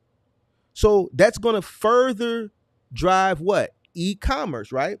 So there's going to be another boom cycle with e-commerce. When is it going to happen? I'm not quite too sure yet. I want to make that prediction, but it's coming. It's coming. Another boom cycle is coming for e-commerce. It's not going to be to the extent of what it was during the pandemic, but another boom cycle is coming for e-commerce. And this is going to be one of the driving factors that pushes it into a boom cycle. All right. So that's something to think about. So, if you're running the spot market and you're struggling, you may want to look into e-commerce. Why do you want to look into e-commerce early? Because if what I'm saying comes into fruition, it's true, and the floodgates get open and we re-enter into a boom cycle for e-commerce, what's going to happen? The social media influencers is going to start trending. Then all these influencers are going to start popping up all over the place again, and they're gonna take advantage of the situation because they're looking at Google Trends, and they're going to start driving people to those places. And then guess what? All the opportunities are going to be taken. All the opportunities are going to be taken. So you want to get in, you want to be an early adopter, you want to be in there already, you want to be settled in with a great route, high density, where you're like Charles, where you're making a lot of money and you're not even going 50 miles because all your stops are in one small little area. It's very high density. And you're already in there. You're already making your money because, we broke this down and we assessed the whole thing and we already saw it coming. So we took advantage of the situation before the floodgates opened for everybody else and it became popular. So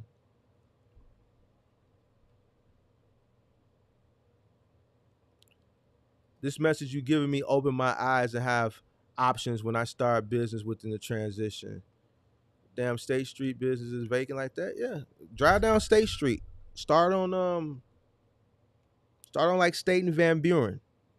All those stores, the Foot Locker move, they combined Foot Locker and Champs into one store. The Jordan store is gone. It's not there no more.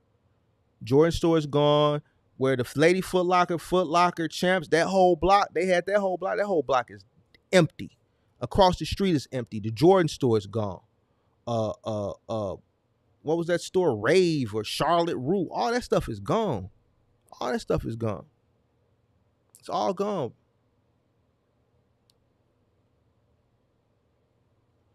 I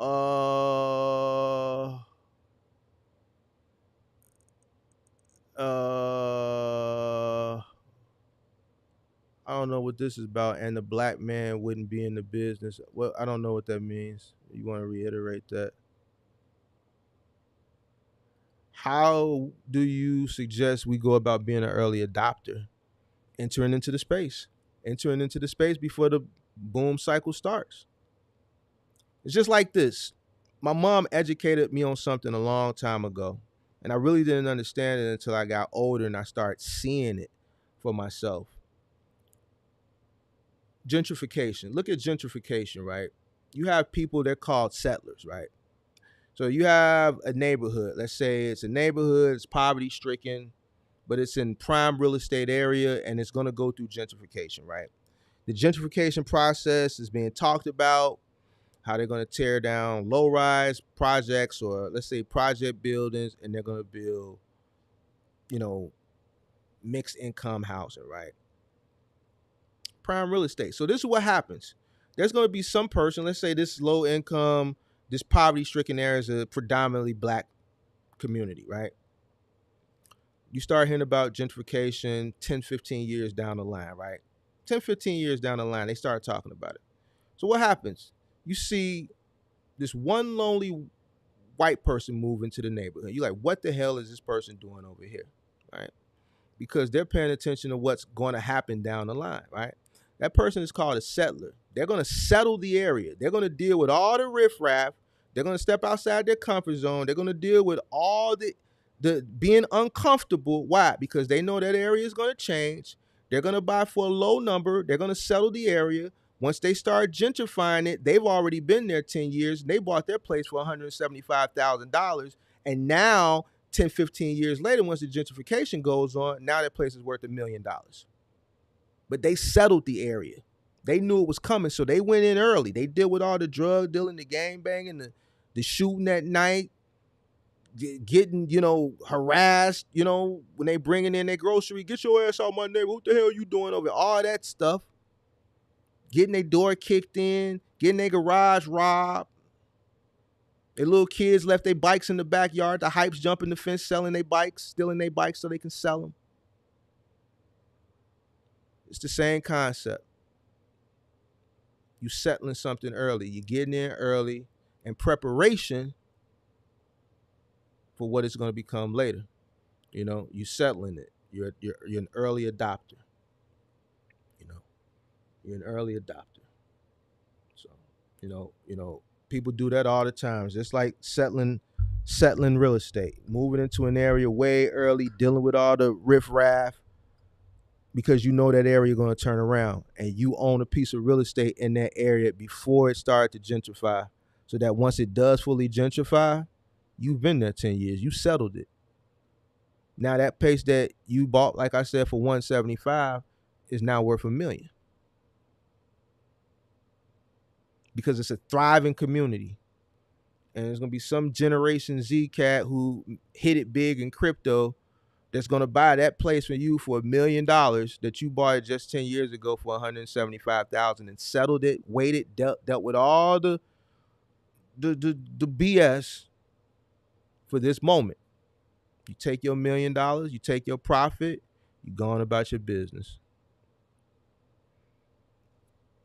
So same situation. Same situation.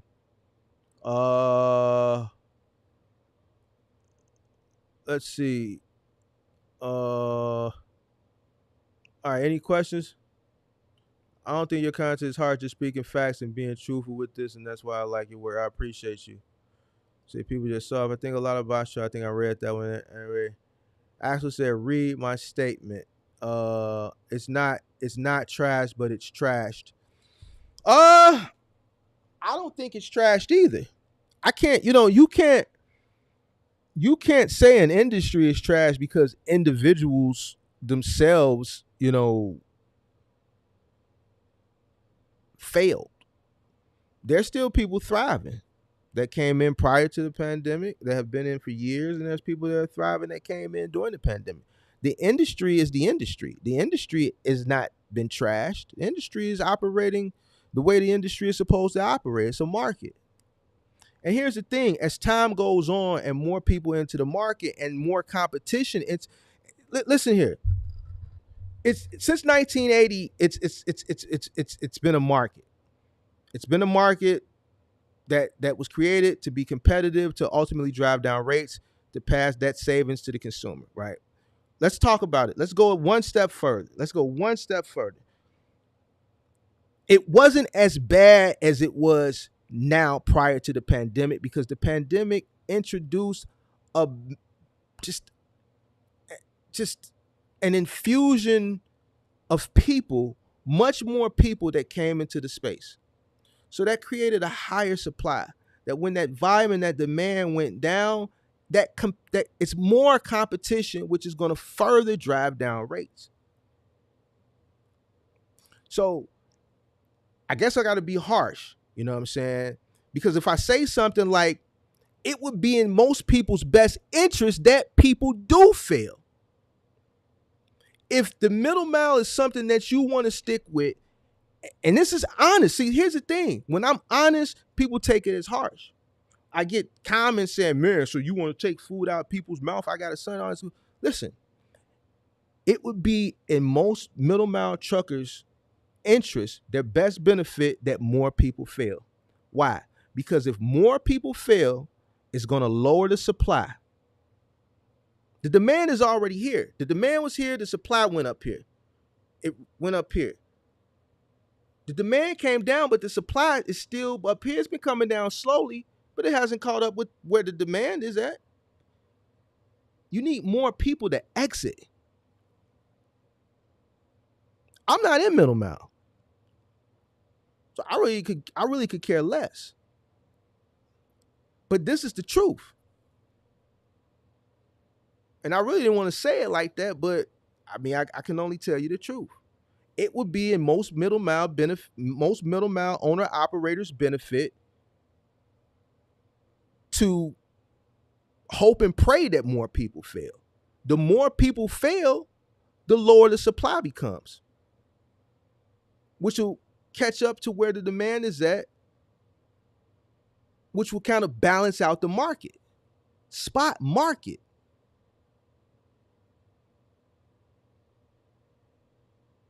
Is that harsh? Or is that business? If I was in the middle mile and I knew I could survive, right? But I'm making money. Let's say I'm making money, but I know I could be making a lot more. I'm gonna be honest with you. I would be hoping and praying that people fail. I know I'm gonna survive, but man, I need more people to fail. I need more people to fail to lower the supply. Supply and demand. So if the rates aren't going up, listen here, if the rates aren't going to go up, which it doesn't look like they're going to go up, right? Then you need more people to fail.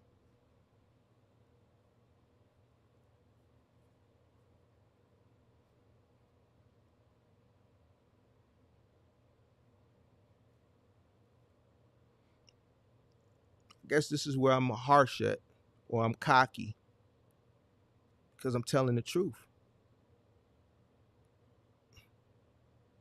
If you want things to settle out and be better, then one or two things got to happen.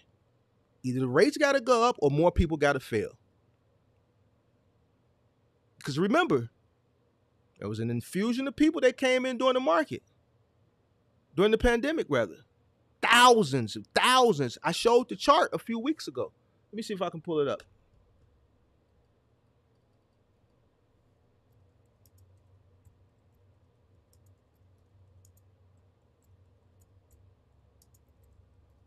See if I can pull the chart up. Let me see if I can find it.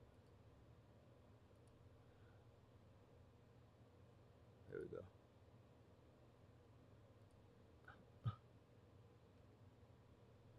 Where is that chart at? Hold on. There we go. All right, hold on. Let me share my screen real quick.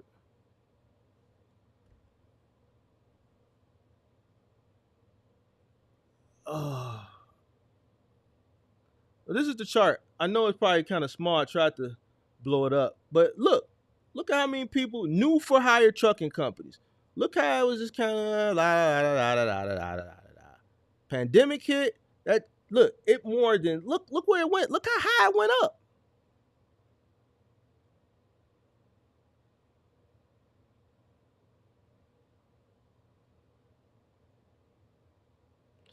See how it just kind of, kind of average. Everything's just trucking right here, all through here, just kind of leveled out, I should say. Then boom. And guess what? The rates went boom too, because the volume went boom, but the rates went down. So this surplus, all this from right here to all the way up here, this needs to come back down to right about here. So either this needs to come on, all these guys need to fail, or rates need to go back up?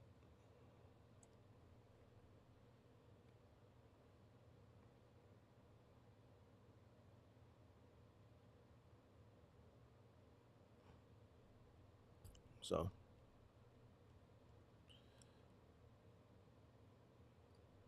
$3 is your guess? It's people getting $3 a mile right now. If trucking was regulated, it would definitely be way more than $3 a mile. It's not regulated. It's not regulated now, and you got truckers getting $3 a mile and complaining. It'd be way more than $3 a mile. Way more.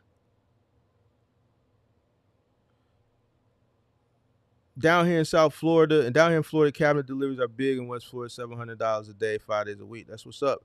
In this business, I see it's dog eat dog. I've been saying that. I've been saying that. I think people saying it's trash because they're afraid more new owner operators will take over and they'll lose money. Well, more new owner operators will take over there. I don't think a lot of people are entering. I think there's more people exiting than people entering. There's people entering and exiting every day, but I think for the most part, you're going to see more probably people exiting. I would hope, more people would be exiting. What are some e-commerce companies you could take advantage of? You want to sign up with a 3PL company that focuses on online sales. RXO, they have online accounts. T-Force has online accounts. Capstone has mostly every third-party logistics has e-commerce account. Basically, what I'm saying is, if middle mile is just not where it's at for you, and you just don't want to ride it out, or you're coming up to your wits end, and you just what your working capital looks like. You don't want to let your working capital drain down to the last cent before you think about transitioning. You want to transition while you still have some working capital. You have to be honest with yourself. So basically what I'm saying is, final mile is e-commerce. All the e-commerce freight runs the final mile. So you might want to transition to some form of final mile, whether it's 26-foot box truck work, cargo van work, big and bulky, curbside.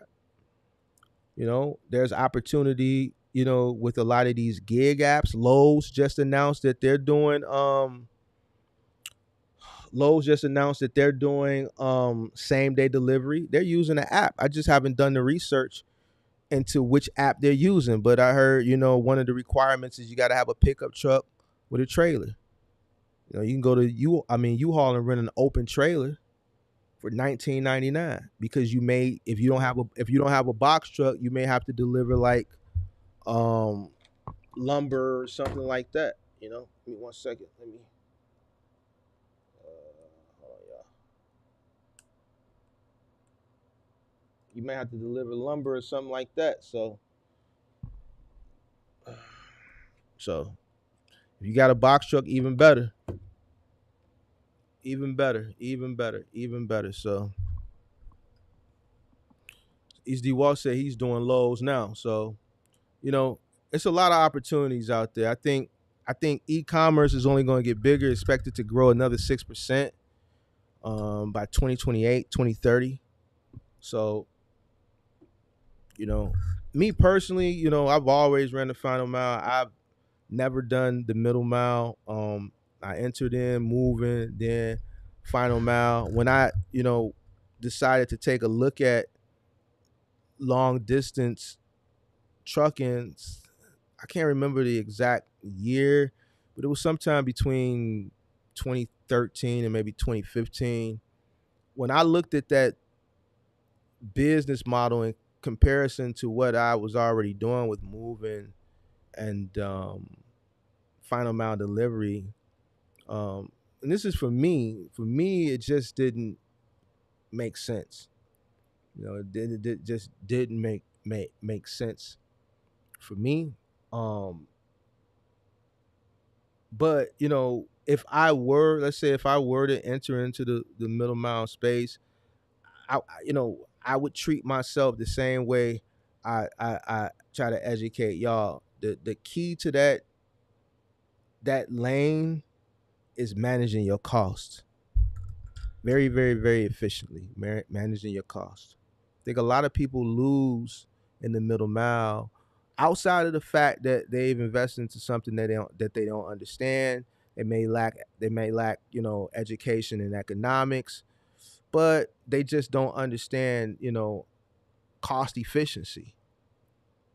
That lane is more boom and bust than final mile is. Final mile is boom and bust, but not to the extent of that middle mile, because there's a lot more competition in the middle mile. And competition is a word that I keep reiterating over and over and over and over and over and over and over again, but people just don't seem to get it. That's why I did tonight's show and broke it down and showed you the documentary and stopped the documentary and explained certain things. The middle mile during deregulation was created with competition in mind to drive down rates, to pass those savings along to the consumers, because the government knew that if regulation continued and you added inflation each and every single year, the cost of things right now would be just too high. And you really have to really put that stuff, you got to keep that in mind. You got to think all the way around the board. So if you do want to remain in middle mile, your main objective should be to educate yourself on cost efficiency. Cost efficiency. Cost efficiency. Cost efficiency. You need to drive that into your head. It's dog eat dog out here. Another IC got mad at me for taking his freight. I'm gonna get mine regardless. Oh well. See, that's what I like to hear, man. But some people think I'm preaching. That may be a little bit harsh, but I don't think so. It's dog eat dog. You got to get it how you live. It is what it is, man.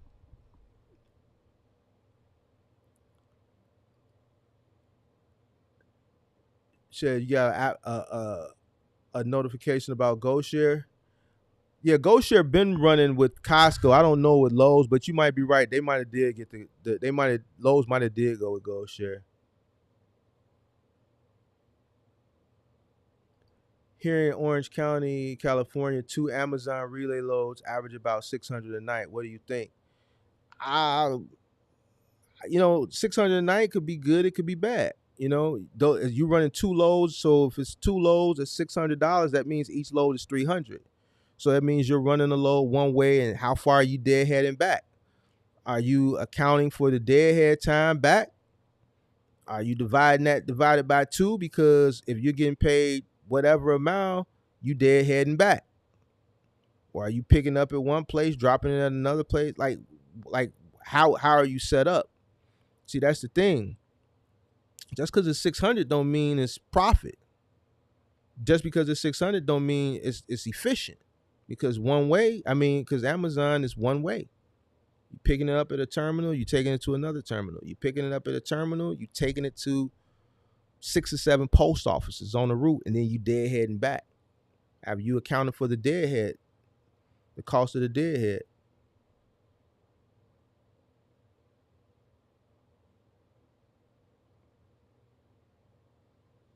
D-Walk said he doing Lowe's right now. Interstate Screw said RXO paying $650 in Detroit. Edgar says, unfortunately, we're gonna have to lose carriers. That's just the nature of business, man. I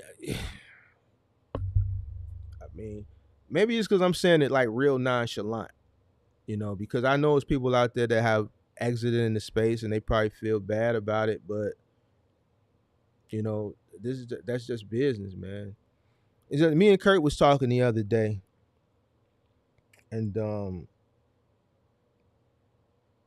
we talk, and I was expressing just man, I just don't understand why people just don't understand. And this is something I used to say, I used to say a lot of stuff that I don't really say no more. But I used to say, man, if you understand business, you pretty much can run any business. You gotta know business. You gotta understand business. You gotta understand business. And this night was one of them nights I know people are upset. Then nobody really hit the like button and all that goofball stuff. And that's fine.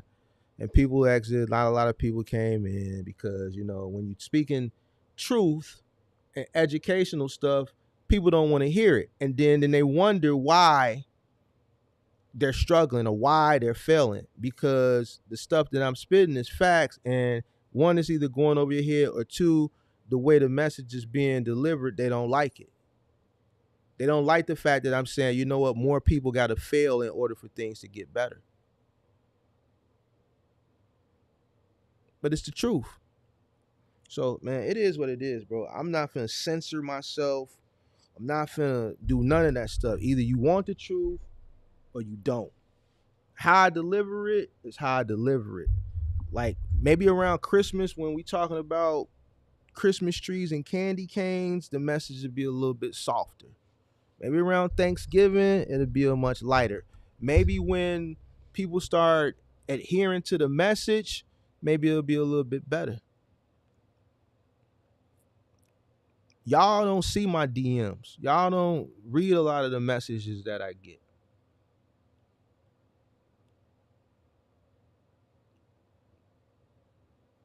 How would you feel if you have people that hit you up all the time and you give them the direction and they refuse? Not that they refuse, but they hit you up all the time. You give them information, you direct them, you tell them what to do, but yet and still they stuck because they scared to transition. And then you just get constant complaining. I get so tired of hearing this. I just get so tired of hearing it. Then you come on the channel and you see other people with, saying, man, Mark, I listened to Mark. Man, Mark turned my whole business around. I was failing. I was on my way out. I talked to Mark. Mark turned my whole business around. You see with your own two eyes what I've been able to do. But people are scared to change. It's frustrating. It gets frustrating because I feel like it's just a waste of my time, bro. So it is what it is. So if I come on here and I'm a little bit, just direct, because it's really just direct. That's all it is. It's direct. Now you know why. Business is harsh. I know our parents raised us to be good people, but if you want to live that high lifestyle, you need to be cutthroat. It's just the way it is. And that's just the way it is. I couldn't have said it any better. There was once a time that I was very nice. I was a nice guy, I was very nice. Anybody that knows me, they'll tell you. I cut that off quick. It only took me one situation to realize, oh, no. Y'all saw Rob. I brought him on the channel. He told y'all. He said, you were mean, you were rough, you were this, you were that. He didn't understand it until he got out there on his own. I've always been a shrewd, direct, straightforward business person. The way I present content is not even like, if you did, Kirk told you the other day. Kirk learned. He said, man, Mark is a lot hard. Y'all think Mark is a lot harder than me when it comes to business. I don't play no games. I do not play games when it comes to business. I don't. Rob told y'all firsthand. Kirk recently told y'all.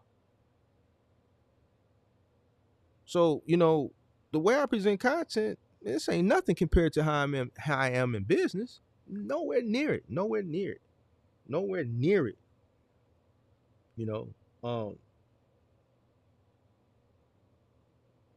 And that's just the way it is. It's just like this. Let's say you rent an apartment.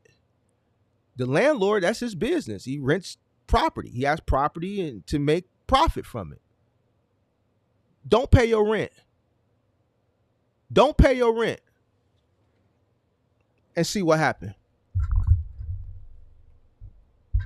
You think he's gonna be a nice, emotional guy and feel sorry for you in your situation? No, he's gonna take his butt down there to City Hall or wherever he gotta go. Or if you're a Section 8 tenant, he's gonna take his butt down to the Section 8. Hey, they're not paying their portion. He's gonna contact his lawyer. He's gonna file a motion to get the eviction process underway. Don't pay your rent for 3 months. Don't pay me rent for 3 months. Don't pay me rent for 3 months.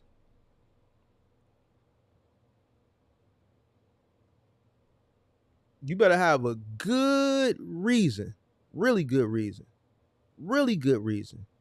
I do have a heart, but if you one of those tenants, let's say that I see you got a new car, you got money for Gucci, you got money for the nail salon, you got money for the hairdresser, but when it's time to come pay Mark rent, you ain't got it. I'm gonna have you evicted. I'm gonna have you evicted.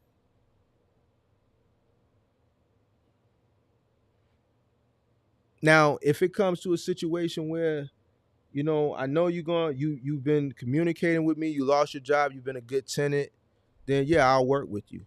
I'm not gonna throw people out on the street because everybody comes upon hard times.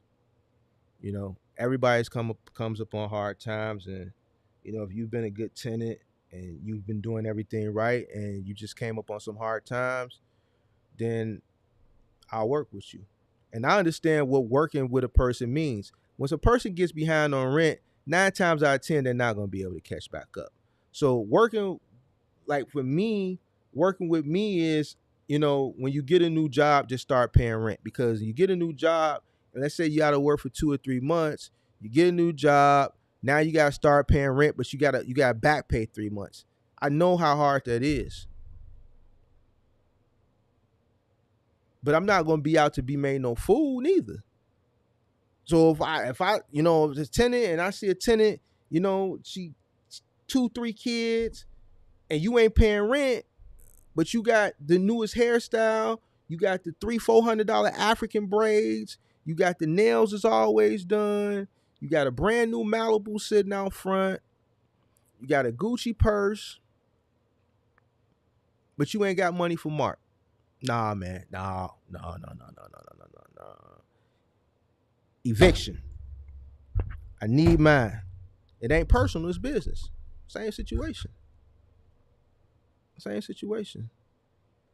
Don't pay Chase Bank. Don't pay Wells Fargo. Don't pay Ally. Some of these other banks for your car loan. What's going to happen after 90 days? After 90 days, they're going to process repossession. And there's going to be a black tow truck with black tinted windows creeping the neighborhood at 2-3 in the morning looking for your car. That's what's going to happen. That's exactly what's going to happen. Same situation. Trucking the same way. It's competitive. It was built to be competitive, to drive down the rates, to pass those savings along to the consumers. So, all right. So, any more questions? You can lead a horse to water, but you can't make them drink. 10-4. So, man, that's it, man. Hit the like button. I know I pissed some people off tonight, but it's all good. I knew I was going to piss some people off tonight, but it is what it is. Spit that fire, Mark, man. I'm gonna try, but it is what it is. So y'all keep that in mind. Everybody that runs the spot market, Middlemount, you want the answer? I gave y'all the answer. There's the answer. I'm not gonna talk about it no more, no time soon. Now y'all know what trucking is. Now y'all know why the spot market was created. Now y'all know it was created to be competitive, to drive down rates for the consumers. Now y'all have an understanding that you actually need deregulation because you are a consumer. So it's either you want to make a lot of money in trucking, right? and then simultaneously pay a lot of stuff for your goods, or you want to figure out a way to navigate around just the way things are and make money from it, by educating yourself on the space so that you can operate a little bit more efficiently, so that even where the rates are now, you can still make money and accept the fact that, you know what, it may seem like it sucked, but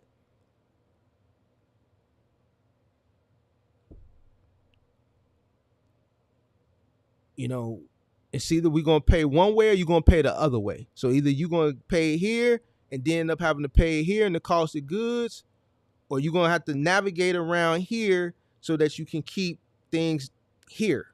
You see what I'm saying? So, and you got to promote the fact that you need more people to fail in trucking, to bring that oversupply of people that entered into the space, as you can see here, down. All right. All this got to come down. It got to come down. All that got to come back down. Got to come down and down here somewhere. And then you'll start to see a change. Once all these people fail and bring it back down to normal, you'll see better results in trucking. All right. You spoke the truth. I appreciate it, man. I appreciate it. Mark hit the table, evicted. Hey, don't owe me rent and you got Gucci on. Cause I wear Gucci too. Don't let it be new Gucci. I know all the new styles. Don't let it be no new Gucci, no new Louis. I don't want to see you come in my place and you ain't paid rent and you got the new Louis Vuitton skater sneakers on for $1,300.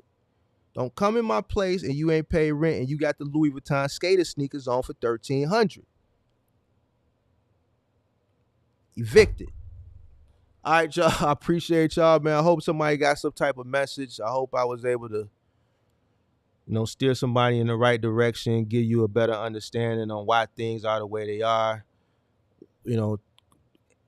Take a stroll down history so you can understand. So when you are in rooms with people that think they know what they're talking about, you can be the smartest person in the room and correct them. If you need to transition, you can transition. And ultimately, one or two things got to happen. Either more people got to fail or rates got to go up. People got to start spending money. But I'm going to tell you one more thing before I go. This is the new norm. Jerome Powell just raised interest rates again a couple of weeks ago, about a week or two ago. People haven't stopped spending money. They keep raising the rates to slow down the economy, but people are finding ways to make extra money so they can spend it on the things they want to spend it on, which aren't goods, which are experiences. People are traveling. People are going out to luxury dinners. They're just not spending it on what truckers need them to spend it on.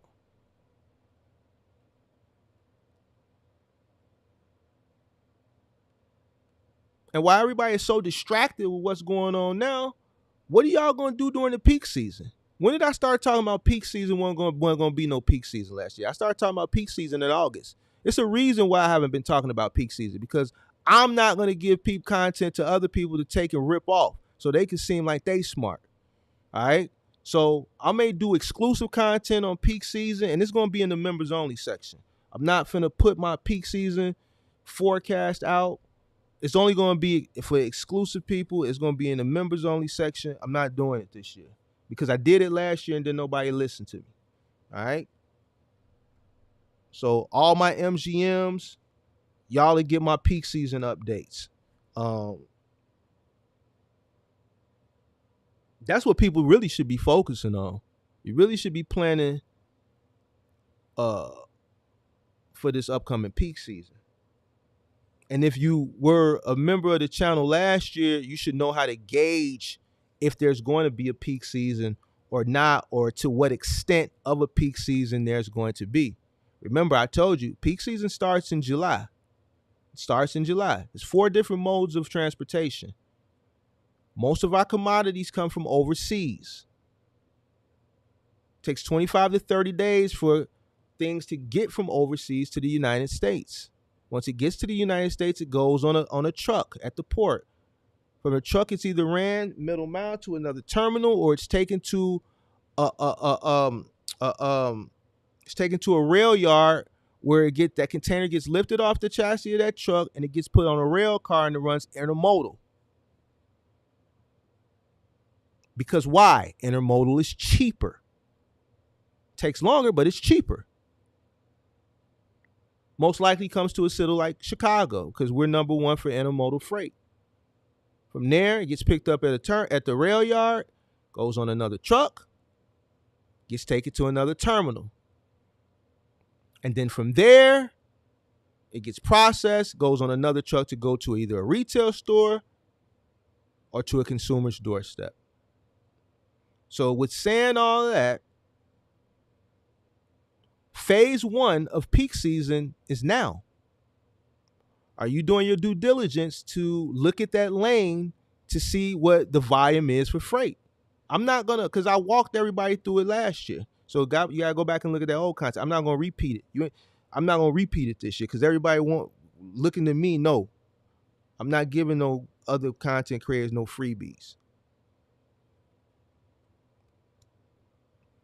So with me saying all that, peak season is now for the first mode. Look at the first mode, check and see what the volume is for the first mode. And then from there, you should be able to gauge, if you know how to read charts, you should be able to gauge and determine what peak season is going to look like this year. I took the course you have, Extremely Professional Mark. Where do you go to do your market research or fundamental analysis? For my market research, I go to a plethora of different places. I look at a lot of analytical charts that you need to have a subscription for. For peak season, I just look at, I'm gonna be honest with you, right now I'm looking at the ocean charts. I'm looking at the maritime charts for sea freight. I'm looking at the volume to see what's coming in. As far as like the structure, where do you go to do your market research, fundamental analysis? Yeah, so I look at charts. I can get charts from DAT, Sonar, with freight waves.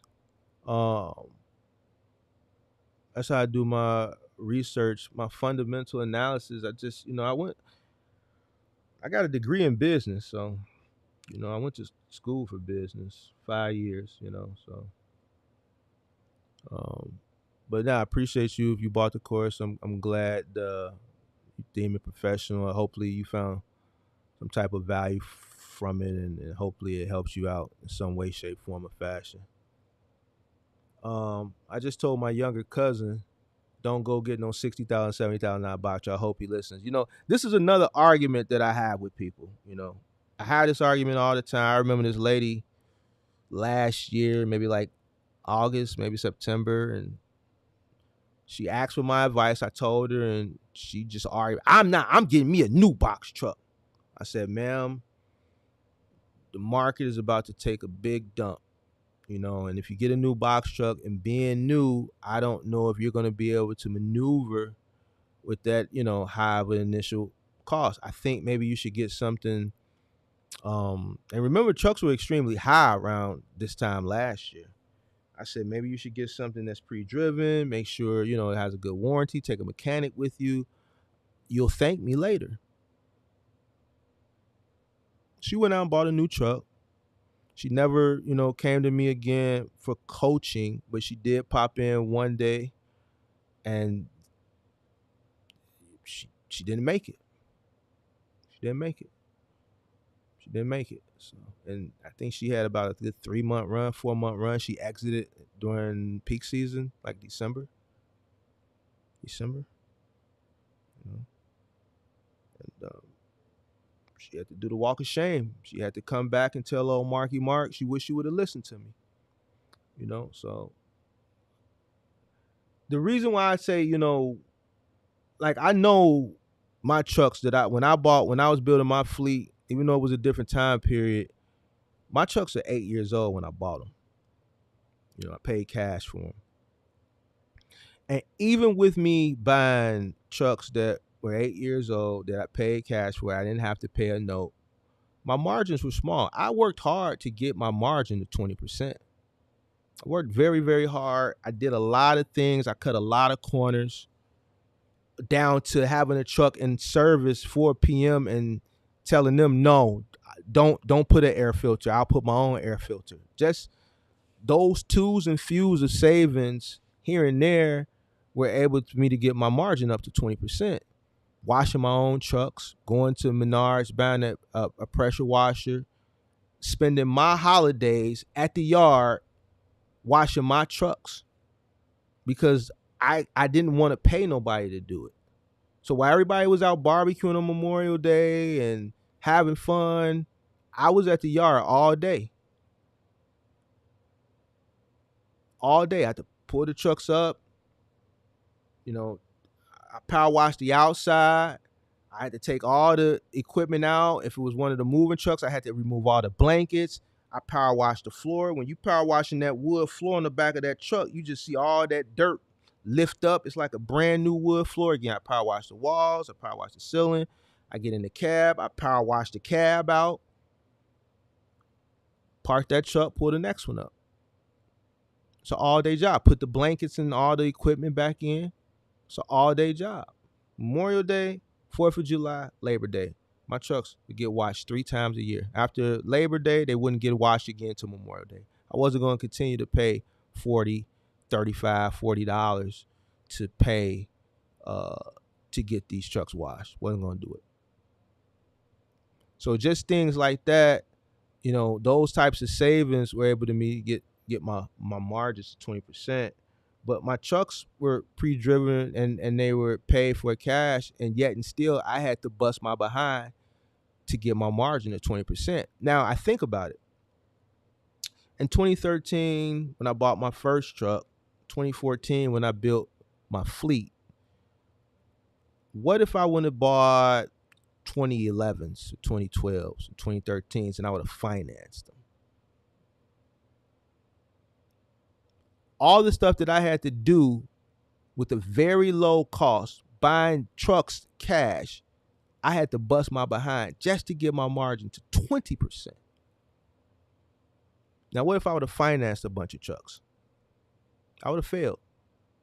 I would have absolutely, positively, 100% failed. When did I get a new truck? When the business could afford to get a new truck.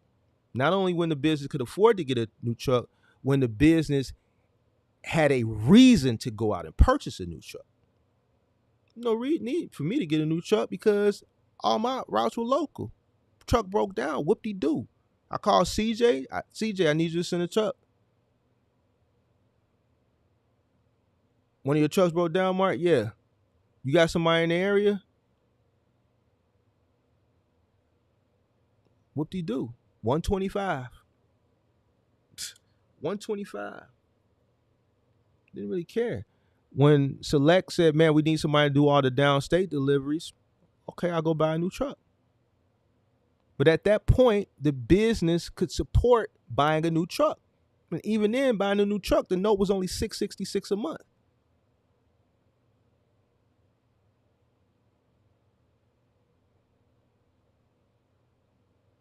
So, and that's probably why the damn transmission went out on that truck, because the note was $666 a month. 80,000 miles, the transition went kaput. You know what I'm saying? But by that point, the business could sustain a new truck. Had enough business. The moving company was doing exceptionally well. We were scaled up on the final mile side. That new truck, my first new truck was truck number 4 that I owned. I still had quite a few enterprise trucks that we were running. I think we were running 5 enterprise trucks, and I had truck number 4, and I had three moving trucks. So yeah, so you know, I continued to buy trucks. After that truck number 4, which is a new truck, I went and bought 2 more used trucks right after that. 2 more used trucks. Truck number 7 was another new truck. So I would have failed if I would have bought more recent trucks when I was scaling. I would have absolutely failed. So just going back into initial costs, like you got to keep that in mind coming in. If you watch some other content creators, they have older trucks. Look at the box truck couple. They have an older truck. And this is something I wanted to talk to him about, but I didn't get a chance to because Buddy acted like a goddamn fool that day. So they have an older truck, right? They're saving just a ton of money with that truck. And then Walter, he's one of those guys from down south that just know how to do everything. So he fixes his own truck. So imagine the margin that they have. And they don't, like she said, they really don't operate. They operate to their liking. They're not trying to go over the road. They're not trying to make an egregious amount of money. They're trying to make just enough money to support their living, their lifestyle, right? But with that older truck they bought, I think they said it's a 05. And then when Walter having the knowledge to be able to fix his truck, the money that they're saving on labor when it breaks down, they're making a lot of money hand over fist when they run a load. Because their initial cost ain't high. They're not paying an exorbitant finance rate for a truck.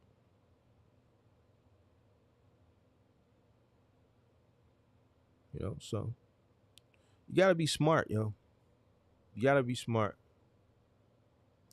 If they can't take the heat, stay out the kitchen. You spoke the truth. Appreciate it. I can definitely tell from the course, bro. I'm going to do them all. Appreciate you. Thank you. I'm going to check them out. All right. Appreciate you. Yo, Mark, I went back over the small wins live today. That live was real.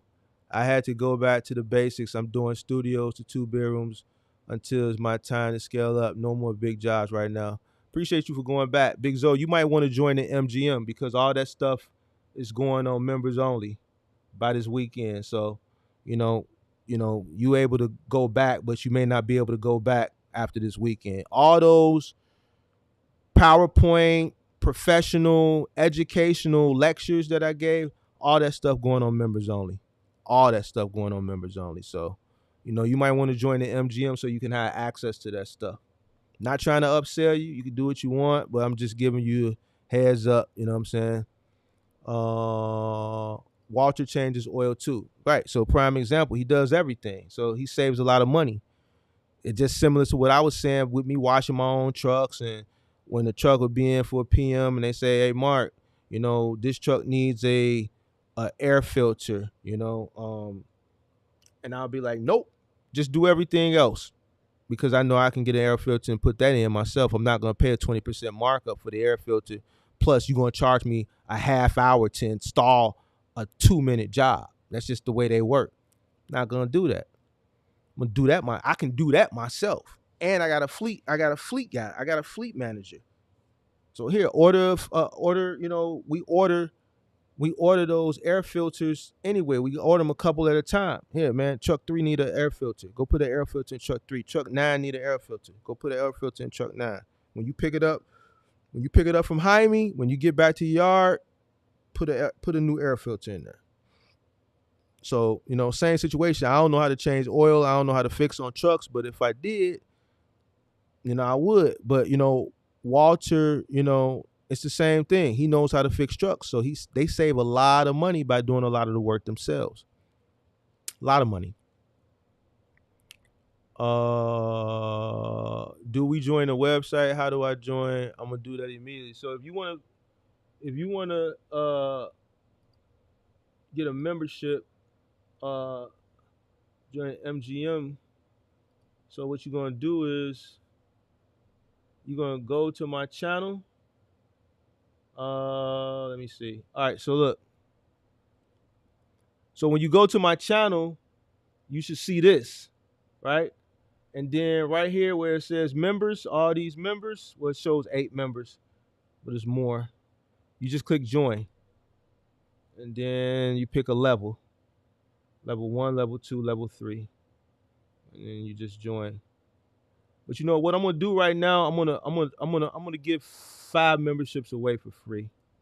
So let me do that right now. I gotta pay for them. With Flock Freight, YouTube makes me pay to give my own members. They make me pay. So hold on. Let's see. How do I do that? Let's see. Is it gonna show my credit card number? Probably so. Hold on, let me see. I'm gonna give away 5 memberships right now. All right, I'm gonna give away 5 memberships real quick.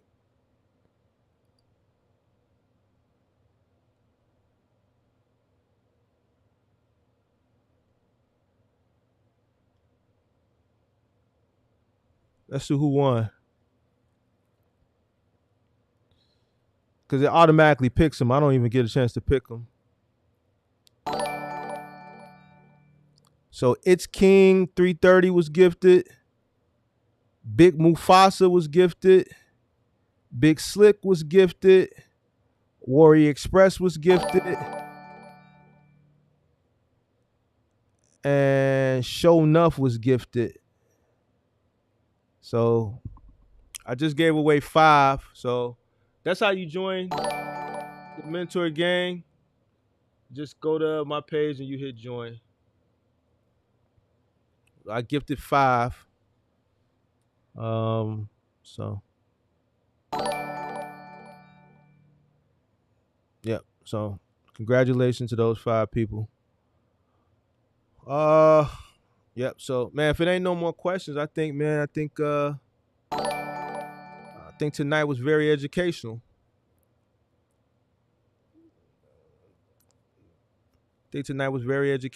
And yeah, make sure you join. Mark, Motive offered me ELD with no upfront equipment costs, GPS and load board included for $95 a month for 2 years. Thoughts?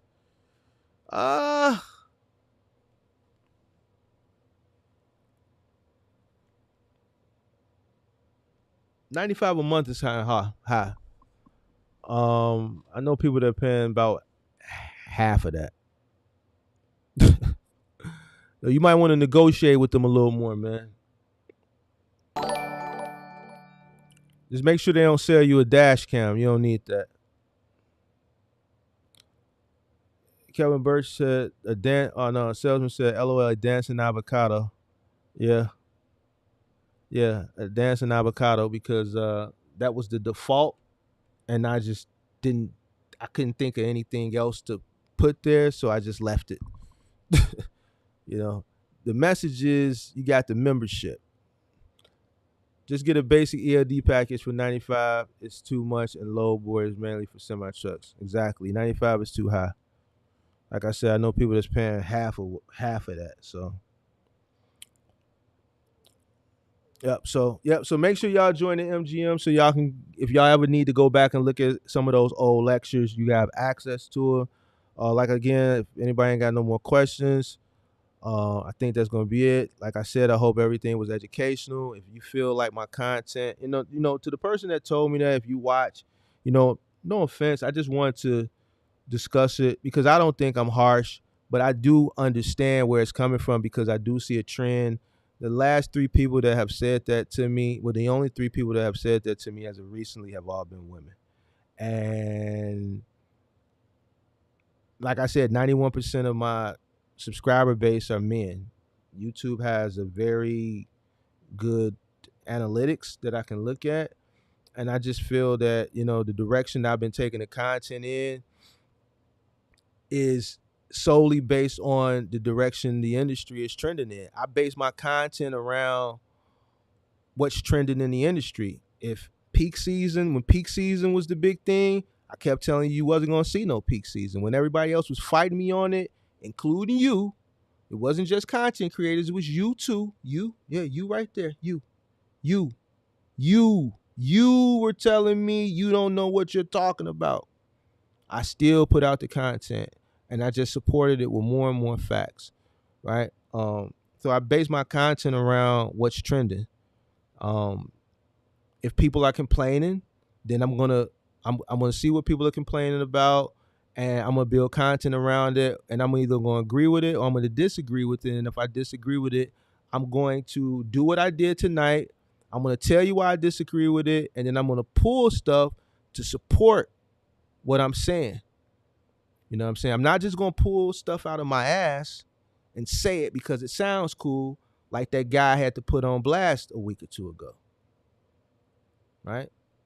I don't just pull shit out my ass. A lot of stuff, I could just say it, but I see with people, you also, when you say it, you gotta show your proof. Like how they used to say in school, you gotta show your proof. When you did math, like algebra trig, you had to show your work.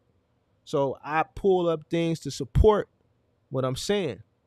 And right now, everybody's just saying the industry is trash. There's a lot of complaining. So my content is based around what's going on in the industry. And it's based around me debunking a lot of the stuff that's going on in the industry because it's just ignorant, man. And this is the reason why people fail, because they listen to ignorant people and they entered ignorantly. So I'm gonna hold people accountable. Just like you would have held me accountable last year when I was saying, yo, you're not going to see a peak season. Let peak season would have came around. I'd have been the laughing stock of the internet. Say I wouldn't have been. You would have held me accountable, right? You would have held me accountable. Only thing I'm doing is just holding people accountable and creating content around it for people to enjoy. All right. So with that being said, I'm out of here, man. I'm not going to let up. The content is only going to get better. The more comfortable I get behind the camera, the better it is. I'm going to keep creating dope content. And if you feel a certain type of way right here, I don't know what to tell you, but I appreciate y'all. Until next time, I'm out. Peace.